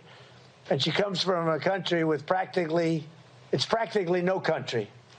It's devastated, it's crime-ridden, it's a mess, it's a disgrace. And we took their people at a tremendous... We're not taking their people anymore. We're not taking their people. And we're getting a lot of their people out because they're nothing but trouble. Okay, thank you very much.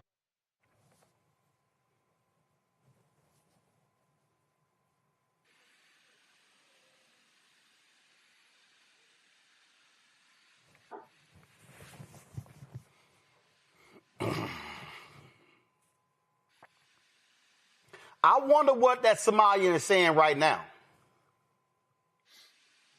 You got Muslims in Dearborn. Oh, they're complaining hard because MAGA's there protesting them. You got Latinos crying. Oh, my God, I voted for Trump. I can't believe they've deported my husband, my wife, my mom, my dad. He told you he was going to do this. The man called your countries shithole countries last time he was there. Oh, I get it. See, some of y'all, immigrants of color, y'all thought y'all were special. Y'all thought y'all were different. Y'all were like, oh, no, he not talking to me. He talking about them. No. He didn't. If that clip I just played, he went, yeah, some of y'all said there's some good ones, whatever. He just dismissed y'all. And he called your country shithole countries. And I heard there was some African immigrants who was like, well, he right, he not lying. Now he's sending y'all asses back. He don't want y'all. If you are an African immigrant, a Jamaican immigrant, a Bermudan, Caribbean, if you from it, Trump don't want your ass here. MAGA don't want y'all here. Winsome Sears, black woman who ran for governor of Virginia, Jamaican immigrant, did Trump endorse her ass? Because this is what he thinks about all of y'all black immigrants. And some of y'all got issues with African Americans. Y'all in the same boat as us as it relates to these white folk. This is Trump just 48 hours ago. Announced a permanent pause on third world migration, including from hellholes like Afghanistan, Haiti, Somalia, and many other countries.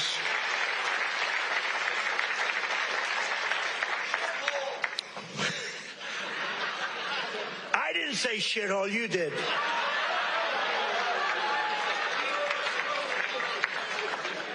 Remember I said that to the senators, they came in, the Democrats. They wanted to be bipartisan.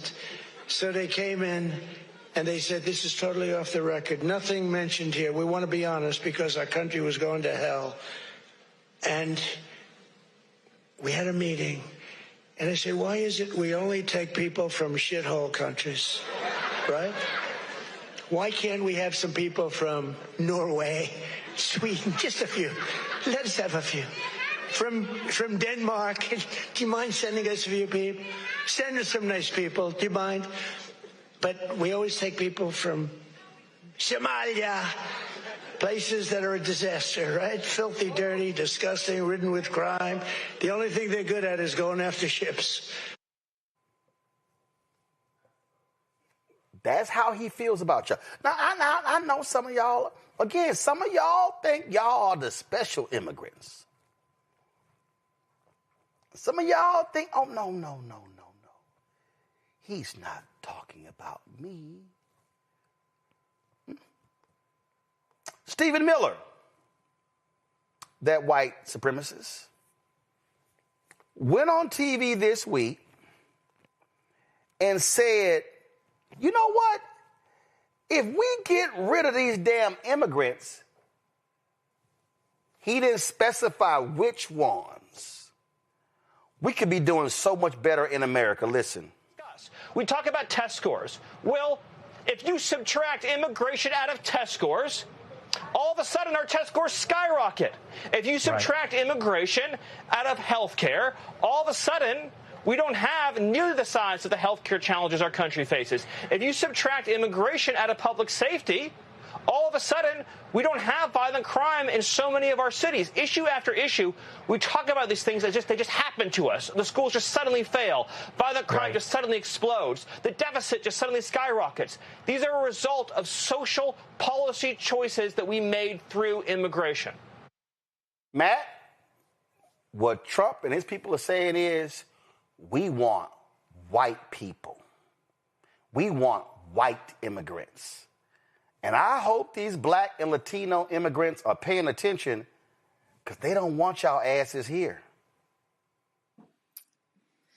So I think it was Francesca Ramsey that said, I never thought the leopards would eat my face. I think that was the entire preceding part of this segment. That's all it is. It's people, like you said, who thought they were going to be the special one that was not going to be on the shit end of Trump's stick, and they are there now. And you're right. That's all it is. They could not be clear about wanting whiteness. I mean, that's why Brother Alvin Brown was on the show earlier, right? The only people they're firing are black people who have ascended to these positions. It's very clear. They're not hiding that fact.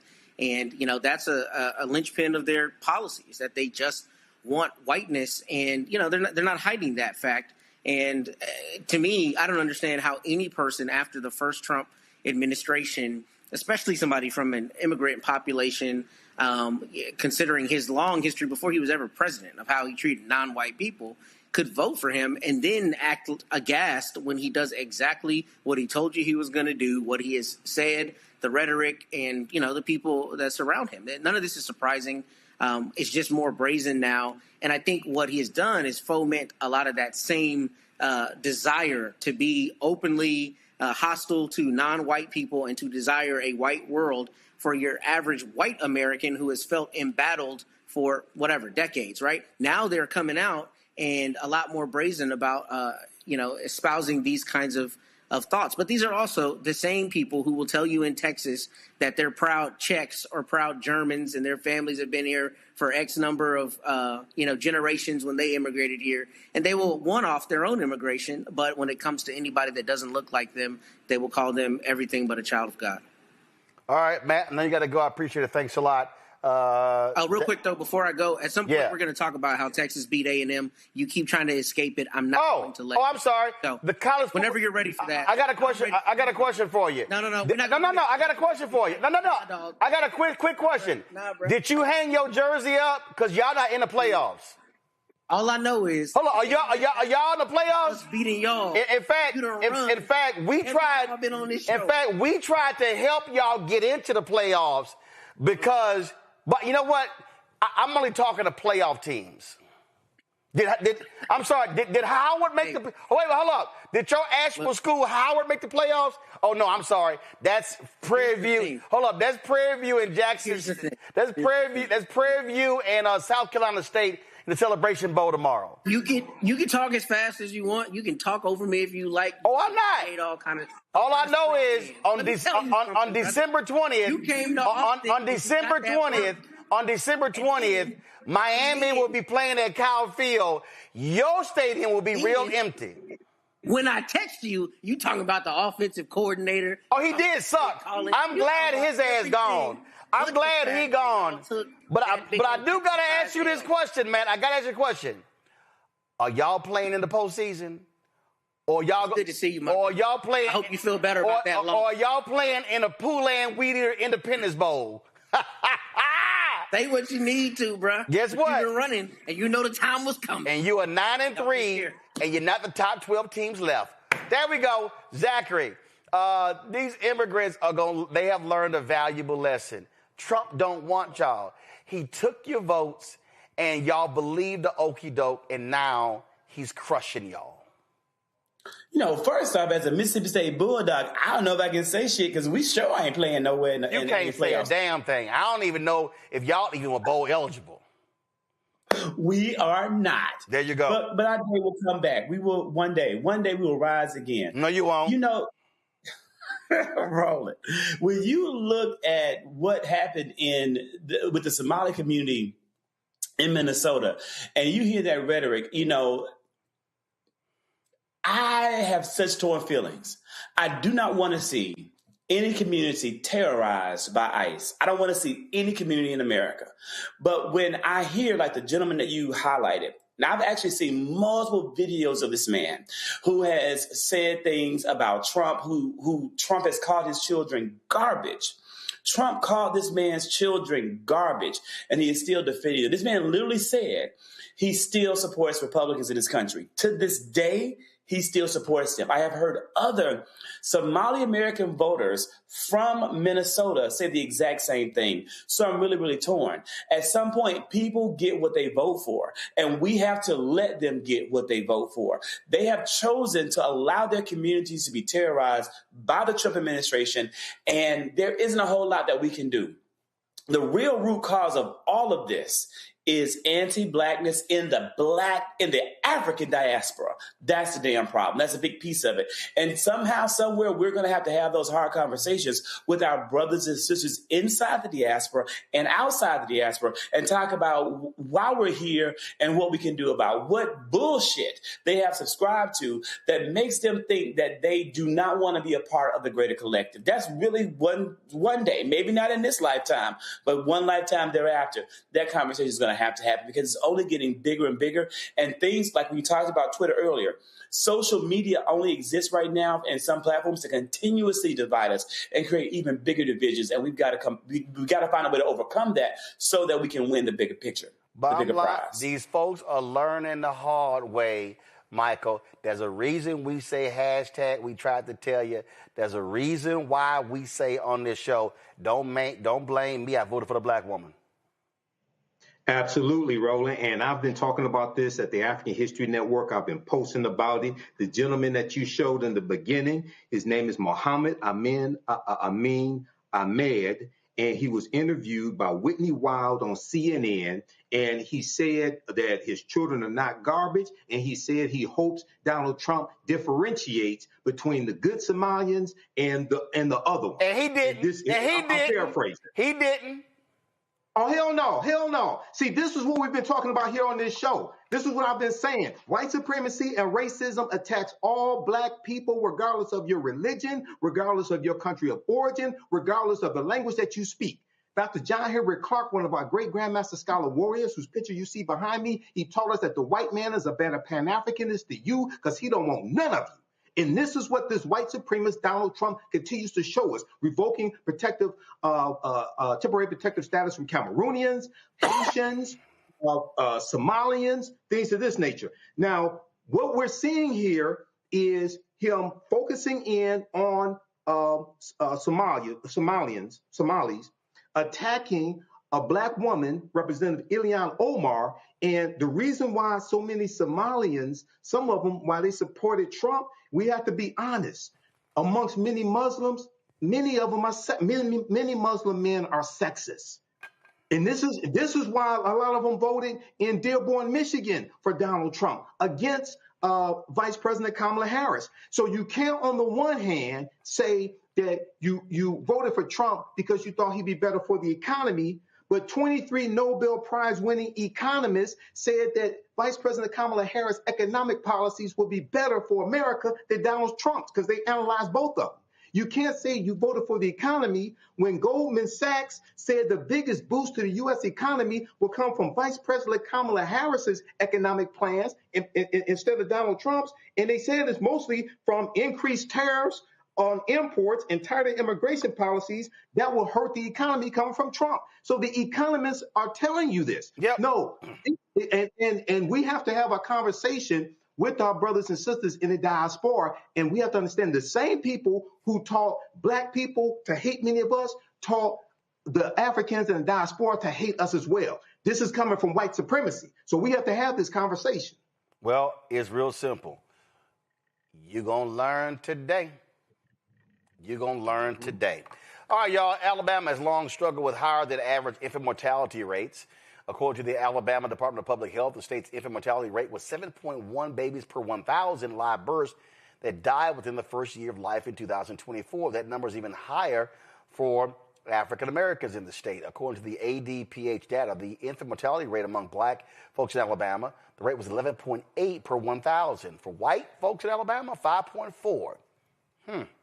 Disparities are very, very clear. Let's talk about the Alabama Birth Equity Initiative. Tia Freeman is Communications Director for the Yellowhammer Fund, a reproductive justice organization dedicated to providing support for abortion access and advocating for reproductive rights in Alabama, Mississippi, and the Deep South. Tia, this is real simple. I'm confused. I thought Alabama is pro-life land. I thought Mississippi is pro-life land. I thought all of these southern states, they some pro-life. I mean, the reason the Supreme Court overturned Roe v. Wade, that was a Mississippi case. So how could pro-life land have high infant mortality rates? Child, the truth is that when it comes to this discussion of people being pro-life, we all know that pro-life really just means forced birth. So when you're talking about pro-life land, you're only talking about the state impeding on your right to terminate a pregnancy and expand your family. Not about accessing care, not about making sure you have safe and equitable and culturally competent and relevant, birthing practices, not about if your kids can eat when they're here. It's just about forcing you into expanding your family or becoming a parent in the long run. And I don't know about y'all, but my grandma always used to say, a hard head make a soft bottom, right? So this is one of those times where people were yelling and ranting and raving about this would never happen. Just because abortion goes away doesn't mean that other people there's gonna be some consequence down the line, when in actuality, that's exactly what we've been saying will happen, because it's just too vague in the legal language. Doctors don't know when they can intervene and when they can't. So it's a lot of people struggling with maternal health. We were already in crisis as Black people, and now that's being exacerbated along with every other maternal and reproductive health issue. The reason I keep saying this is because I would think the places that are so pro-life would really be locked in and loaded and focusing on delivering healthy babies. Oh, I'm sorry. I just simply think they're really anti-abortion. And you would be correct in that assumption. I think you have to look at the legacy in the regions and the landscapes that we're referring to, right? The work that we do at Yellowhammer Fund services the Deep South. We're based in Alabama, but we also support folks in Mississippi, in the Panhandle of Florida, and a couple other states across the South.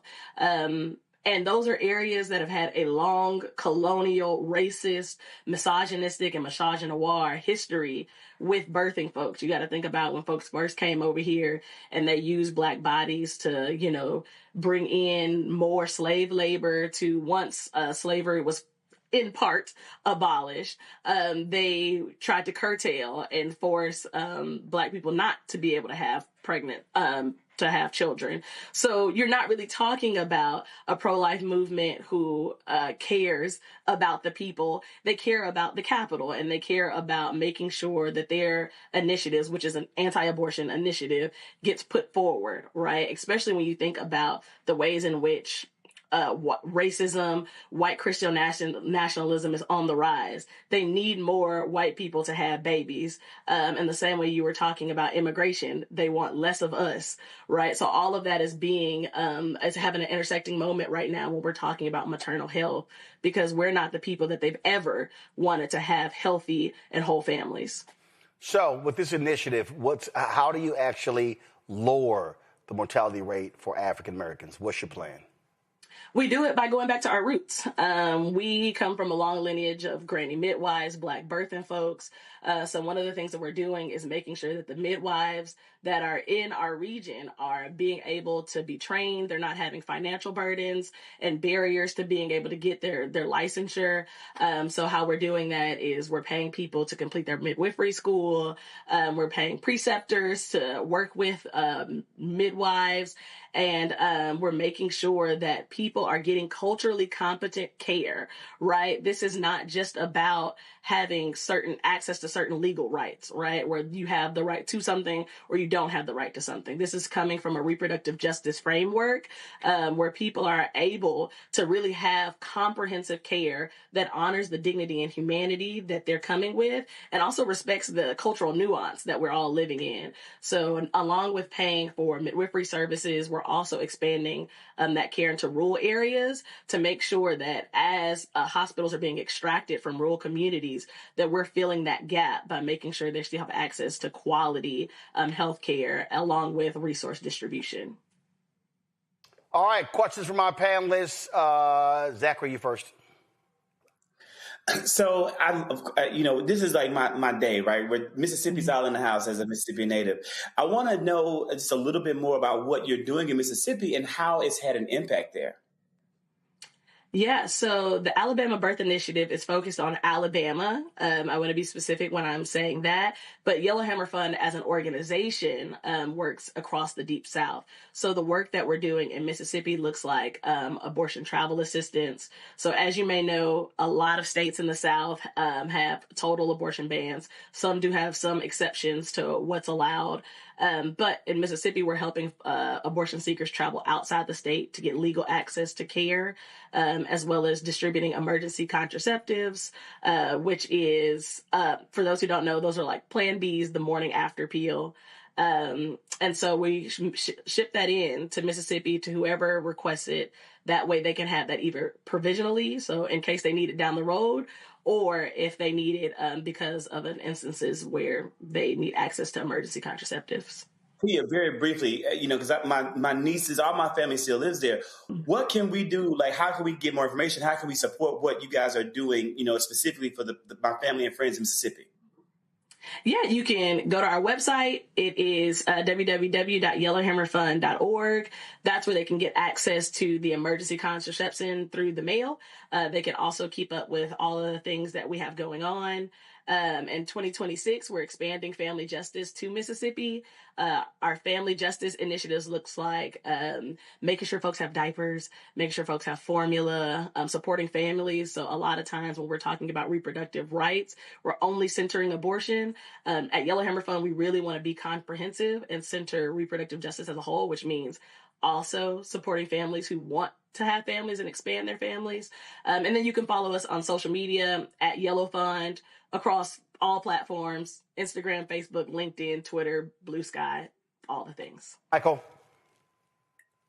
Tia, when we go back 100 years or go back to the late 1900s or late 1800s, I should say, midwives were more popular back then, okay? And then women started having more babies in hospitals, and then they fell out of favor. Now, in the past 10 to 15 years, we see a resurgence in the popularity of midwives, doulas, in the African-American community. What do you attribute that resurgence to? And why do you think, why is it healthier, so to speak, to have a midwife than just a traditional birth in a hospital? It boils down to the medical industrial complex wasn't working for us. The reason that we started having births take place in hospitals had less to do with the fact that we lost favor with our own midwives and doulas, and more to do with the fact that capitalism always gonna cap. Doctors started developing obstetrics a lot more and seeing that was something they can get money from. It could be profitable for them. They started shifting folks in, criminalizing and demonizing midwifery and doula services, thereby forcing people to go into hospitals. And I think now we're coming back out of that when we see that the numbers aren't lining up with the care. So we've been forced into hospitals, but yet we're having an endemic of maternal crises. People are losing their lives. People are becoming disabled. People are just having traumatic cultural experiences. And so now they're trying to get some of that autonomy back by going back to more ancestral practices, like midwives and doulas, that are more in alignment with making sure we have safe and supported birthing practices. All right, then. Tia, if people want more information, where do they go? They can follow us on social media at Yellow Funds, and then they can also go to our website and go to ABEI, which is Alabama Birth Equity Initiative. That's the website for the coalition, and you can find all information you need to figure out how you can support us both financially and how you can make sure that you get access to resources. All right, we appreciate it. Thanks a lot. Yeah, thanks for having me. All right, folks, going to a break. We come back. 50 years of the National Association of Black Journalists. Anniversaries today. We'll talk about that next right here on Roland Martin Unfiltered on the Black Star Network. This week on The Other Side of Change. Book bans, anti-intellectualism, and Trump's continued war on wisdom. This is a coordinated backlash to progress. At the end of the day, conservatives realized that they couldn't win a debate on facts. They started using our language against us, right? Remember when we were all woke and the woke movement and all that kind of stuff? Now everything is anti-woke, right? When we were talking about including diversity, equity, inclusion, and higher education, now it's anti-DEI. All this are efforts to suppress the truth because truth empowers people. You're watching The Other Side of Change only on the Black Star Network. Hey, I'm Tasha Cobbs, and you are watching Roland Martin Unfiltered. But I need a little filter. I need something. Blow me out. Make me look 35.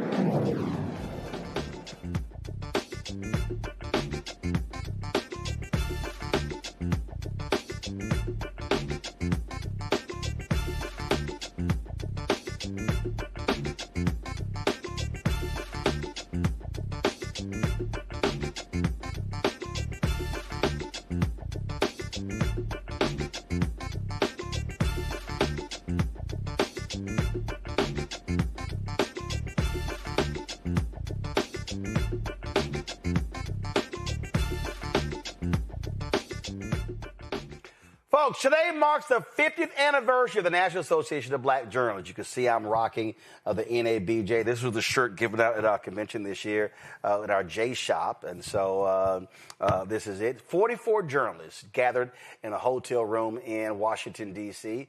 To launch what is known as NABJ. These pioneering black journalists were catching lots of hell in newsrooms, and they decided on December 12, 1975, that they needed a trade organization to speak to and represent the interests of NABJ. The first president was Chuck Stone, my alpha brother. Chuck Stone, of course, and there's no shock that the color scheme of NABJ is black and gold. And so it launched on this day all across the country over the last year. There's been a documentary airing at film festivals telling the story of NABJ. This here is a preview of that documentary.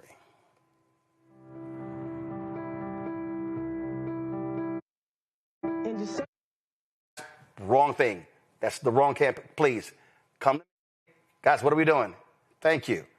I'm playing the documentary. That's not the documentary. All right. So here's the deal. This is the documentary for NABJ.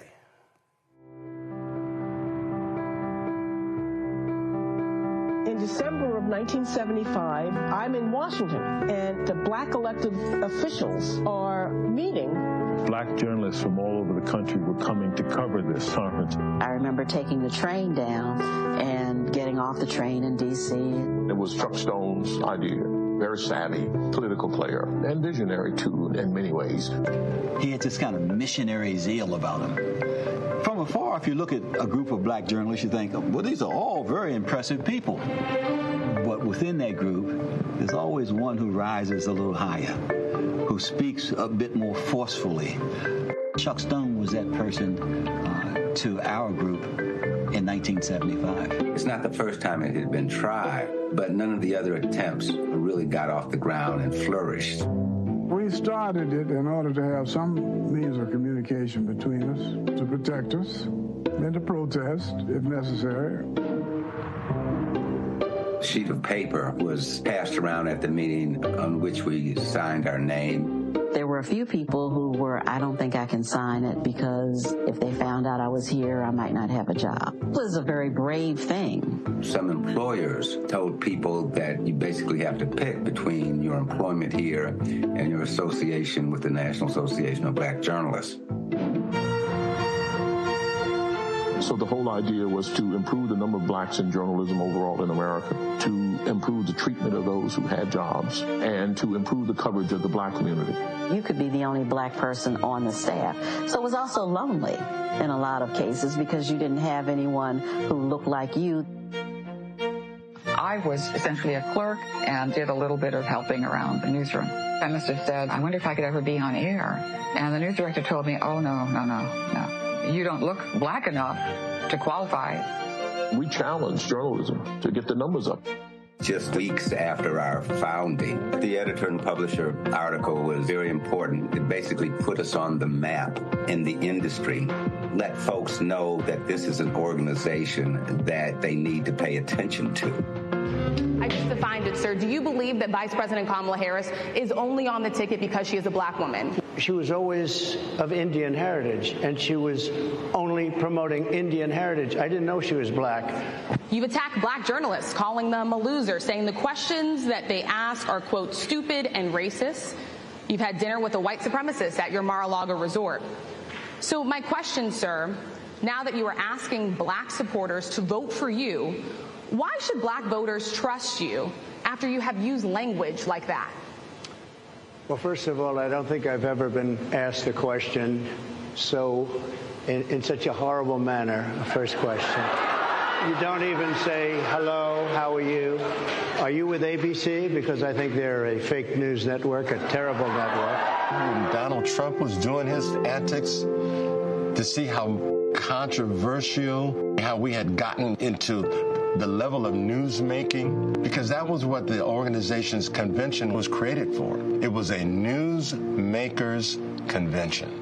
Trump appeared at the convention as part of his campaign's drive to court black voters. Donald Trump da buna katıldı Chicago'da ve na conferência da Associação de Jornalistas Negros dos Estados Unidos ontem em Chicago. Safe spaces are so very important. And so when I think of what the founders have created, it is, in my heart and spirit, a safe space. And frankly, beyond that, this organization has had to hold publications and entities accountable for how they have treated black journalists, and that's a big deal. Some people will help found and then they just go on about their merry way. No, these people are here, they are involved, they are still teaching, they are still learning, they are still fighting. The founders thought when they came together that we're going to form a brotherhood, a sisterhood, a family, and we will support each other and we'll be here for each other. To see the veterans that still are dedicated to this organization and like me want to still come and learn and share what we have learned just fills my heart.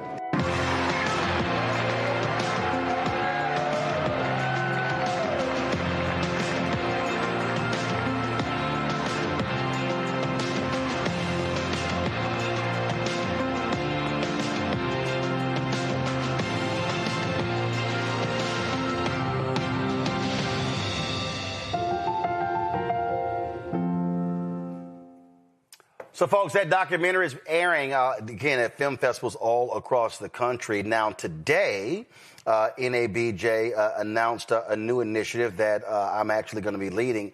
It is our Jubilee Endowment Campaign, celebrating our 50th anniversary. Our president, Aaron Haynes, posted this video today talking about this campaign. So check this out.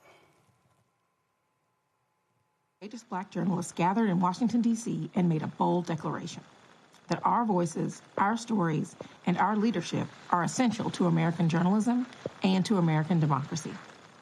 That moment of vision and defiance gave birth to the National Association of Black Journalists. And for half a century, NABJ has shaped our profession and expanded who gets to tell the story of this country. So today, as we honor that legacy, we're also building for the future our founders imagined but could not fully see. On our historic anniversary, as president, I am proud to announce the launch of the NABJ Jubilee Endowment Campaign, the most ambitious capital campaign in our history.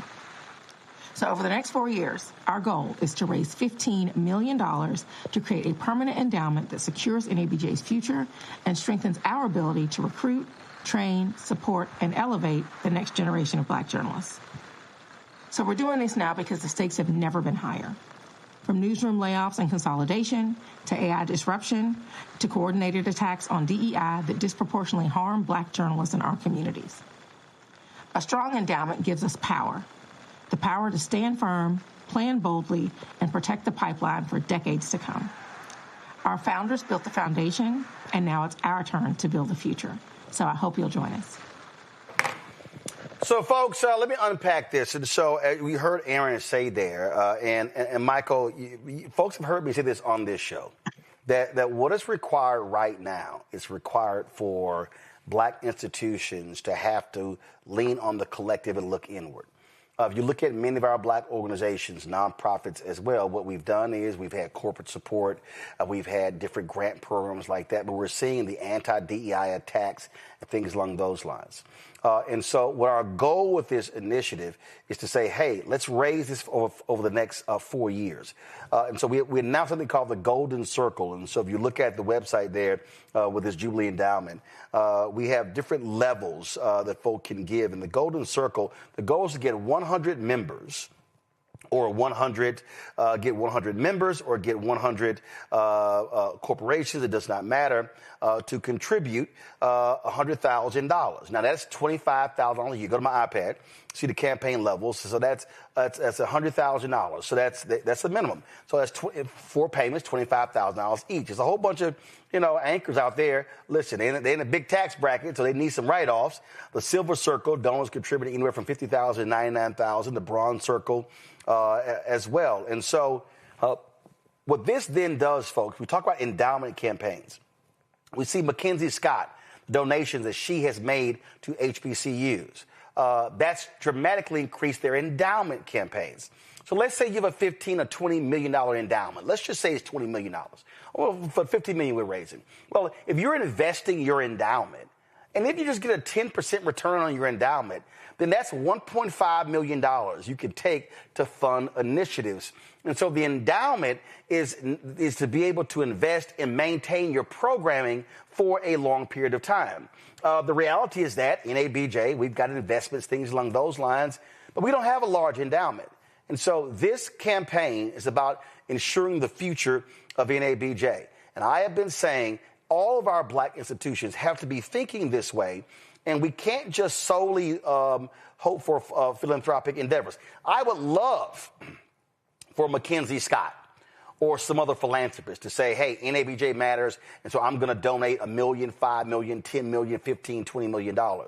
But this is also about going to our members and going to other African Americans saying, hey, Black journalists matter, Black media matters, and we've got to ensure there's a future for Black journalists to be trained and for them to be to go into a place where they can be nurtured, trained, and supported. And so that's why we're launching this Jubilee Endowment campaign. Michael, your thoughts?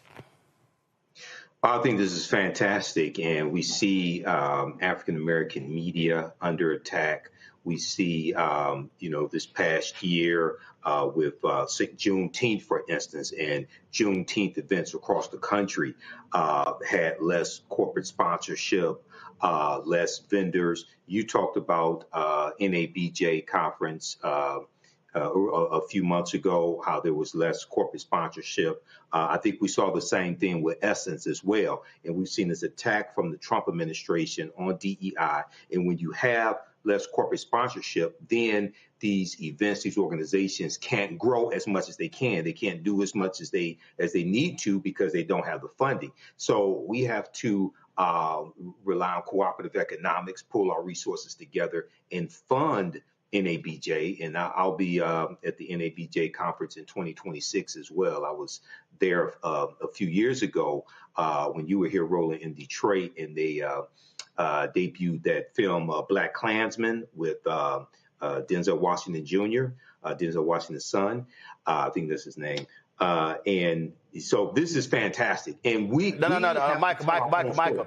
Denzel's son is John David Washington. Yeah, John David Washington. Yeah, okay. To me, it's Denzel Washington Jr. But yeah, John David Washington. Yeah, that's right. John David Washington. Good film, by the way. But we have to tell our own stories, okay? And we have to fund this as well. So this is, being in media, and I've been in media 15 years. I've worked for Black-owned media. I've worked for white-owned media. And it's hard being in Black-owned media.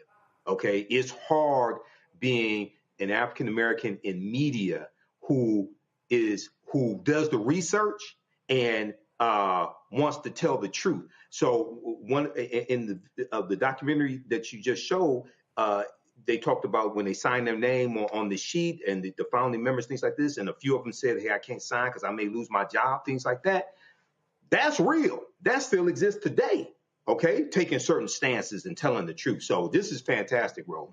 Absolutely. And so, folks, the details are at nabjonline.org. Go to my iPad. We have the information down here for wire payments and ACH payments. And I'll be getting with our national office to have links on the site for you to be able to give directly right there on the website. And so again, happy 50th anniversary to NABJ. And I can tell y'all right now, and I have no problem saying this, I pledged Alpha. I crossed the burning sands April 27, 1989. I joined NABJ. I attended the first conference, and I think it was in March. We were in Little Rock, Arkansas, for our regional convention in 1989. I was elected to the national board as student representative in August of 1989, our convention in New York City. And there's been no organization that's played a bigger role in my career as a journalist than NABJ. And so when we talk about why professional organizations matter, when you have the ability to be a student and meet prominent journalists, when you're able to get people who are mentors, that video right there showing the founders, when you're talking about Dwayne Wickham and Vernon Jarrett and Les Payne and Chuck Stone, these are all individuals who I was able to talk to, meet with, sit at their feet, learn from. And so it's critically important that we, the next generation, support these organizations so the next generation has an organization and a convention to be able to go to. And I think a lot of people, again, what did I say before? That there are too many people today, Gen X and millennials, who have made withdrawals from the Bank of Black Justice, and they have not made many deposits. And so this generation, they did their job 50 years ago in the founding of NABJ. This generation must do its job to ensure that there's a future of the National Association of Black Journalists. And so I encourage everybody to support and to give to the NABJ Jubilee Endowment Campaign. And I would ask our Black journalists who are at ABC, NBC, CBS, Fox, CNN, MSNBC, who are working in the top 10, 20 markets in this country, you know the role NABJ played. You know how important the organization is. And so whether you think it should be doing more, that's fine. We need those ideas. I'm back on the board of directors as Vice President Digital. We need your involvement. But this is what I know right now. The next 3 years are going to be extremely difficult for NABJ and other Black organizations to get corporate support. It's going to be difficult because we're in the attacks on Black organizations, the attacks right now that we're seeing coming from the White House and other places. Corporate America is not standing up. Too many people are capitulating. And so this is the moment where African Americans are going to have to understand communal, understand the collective, and support our institutions. And so I'm encouraging every single high net worth African American journalist, do your part. You got to listen. You in that 37, at 35, 37, 39% tax bracket. You know you need tax write-offs. And so if you're going to give to charity, give to the National Association of Black Journalists, give to our endowment campaign. I absolutely believe that we can get 100 of our members to give $100,000. If that's the case, that's $10 million of our $15 million campaign. And so please show it again, the logo, please, of our Jubilee campaign. The NABJ Jubilee Endowment Campaign kicked off today, with today being the 50th anniversary of NABJ. And so we want you to support us as well. So, folks, y'all, that's the. Okay. All right. I want y'all to support National Association of Black Journalists, support our Jubilee campaign. All right, folks, that's it. Michael, thanks a lot. Matt, thanks a lot. Let me thank Zachary. Control room, y'all got to get it together. All right, y'all, that's it for us. Great week. Thanks for all the panelists and everything we have on the show. Support the work that we do. Join our Bring the Funk campaign, y'all. And, of course, the goal is to raise $1 million this year. Listen, we got new shows coming, health show coming, new daily news show coming, lots of new stuff coming down the pipeline, so your support is critical. So if you want to join Bring the Funk campaign, you can contribute via Cash App. You want to use a square QR code. You see it right here, and that is bottom left-hand corner. Of course, we also have PayPal, R. Martin Unfiltered, Venmo's RM Unfiltered, Zelle, Roland at RolandSMartin.com, Roland at RolandMartinUnfiltered.com. Checks and money order, make it payable to Roland Martin Unfiltered, P.O. Box 57196, Washington, D.C., 20037-0196. Download the Black Star Network app, Apple phone, Android phone, Apple TV, Android TV, Roku, Amazon Fire TV, Xbox One, Samsung Smart TV. Be sure to get our Roland Martin Unfiltered Black Star Network swag. Go to shopblackstarnetwork.com. Support the black-owned products that are on our website. So go to shopblackstarnetwork.com. Support them. And so...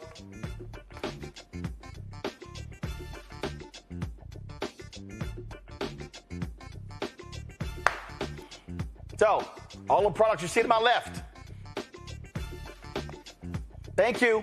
All right, all the products here. All these are black-owned products. So please support the work that we do. Support these black-owned companies right here. Also, don't forget, download the app Fanbase. And look, only a few more days left. The raise closes on the 18th. Today is the 12th. $14.6 million has been raised. And so get more information at startengine.com/Fanbase. That's it. I'll see y'all Monday right here, Roland Martin Unfiltered on the Black Star Network. Holla!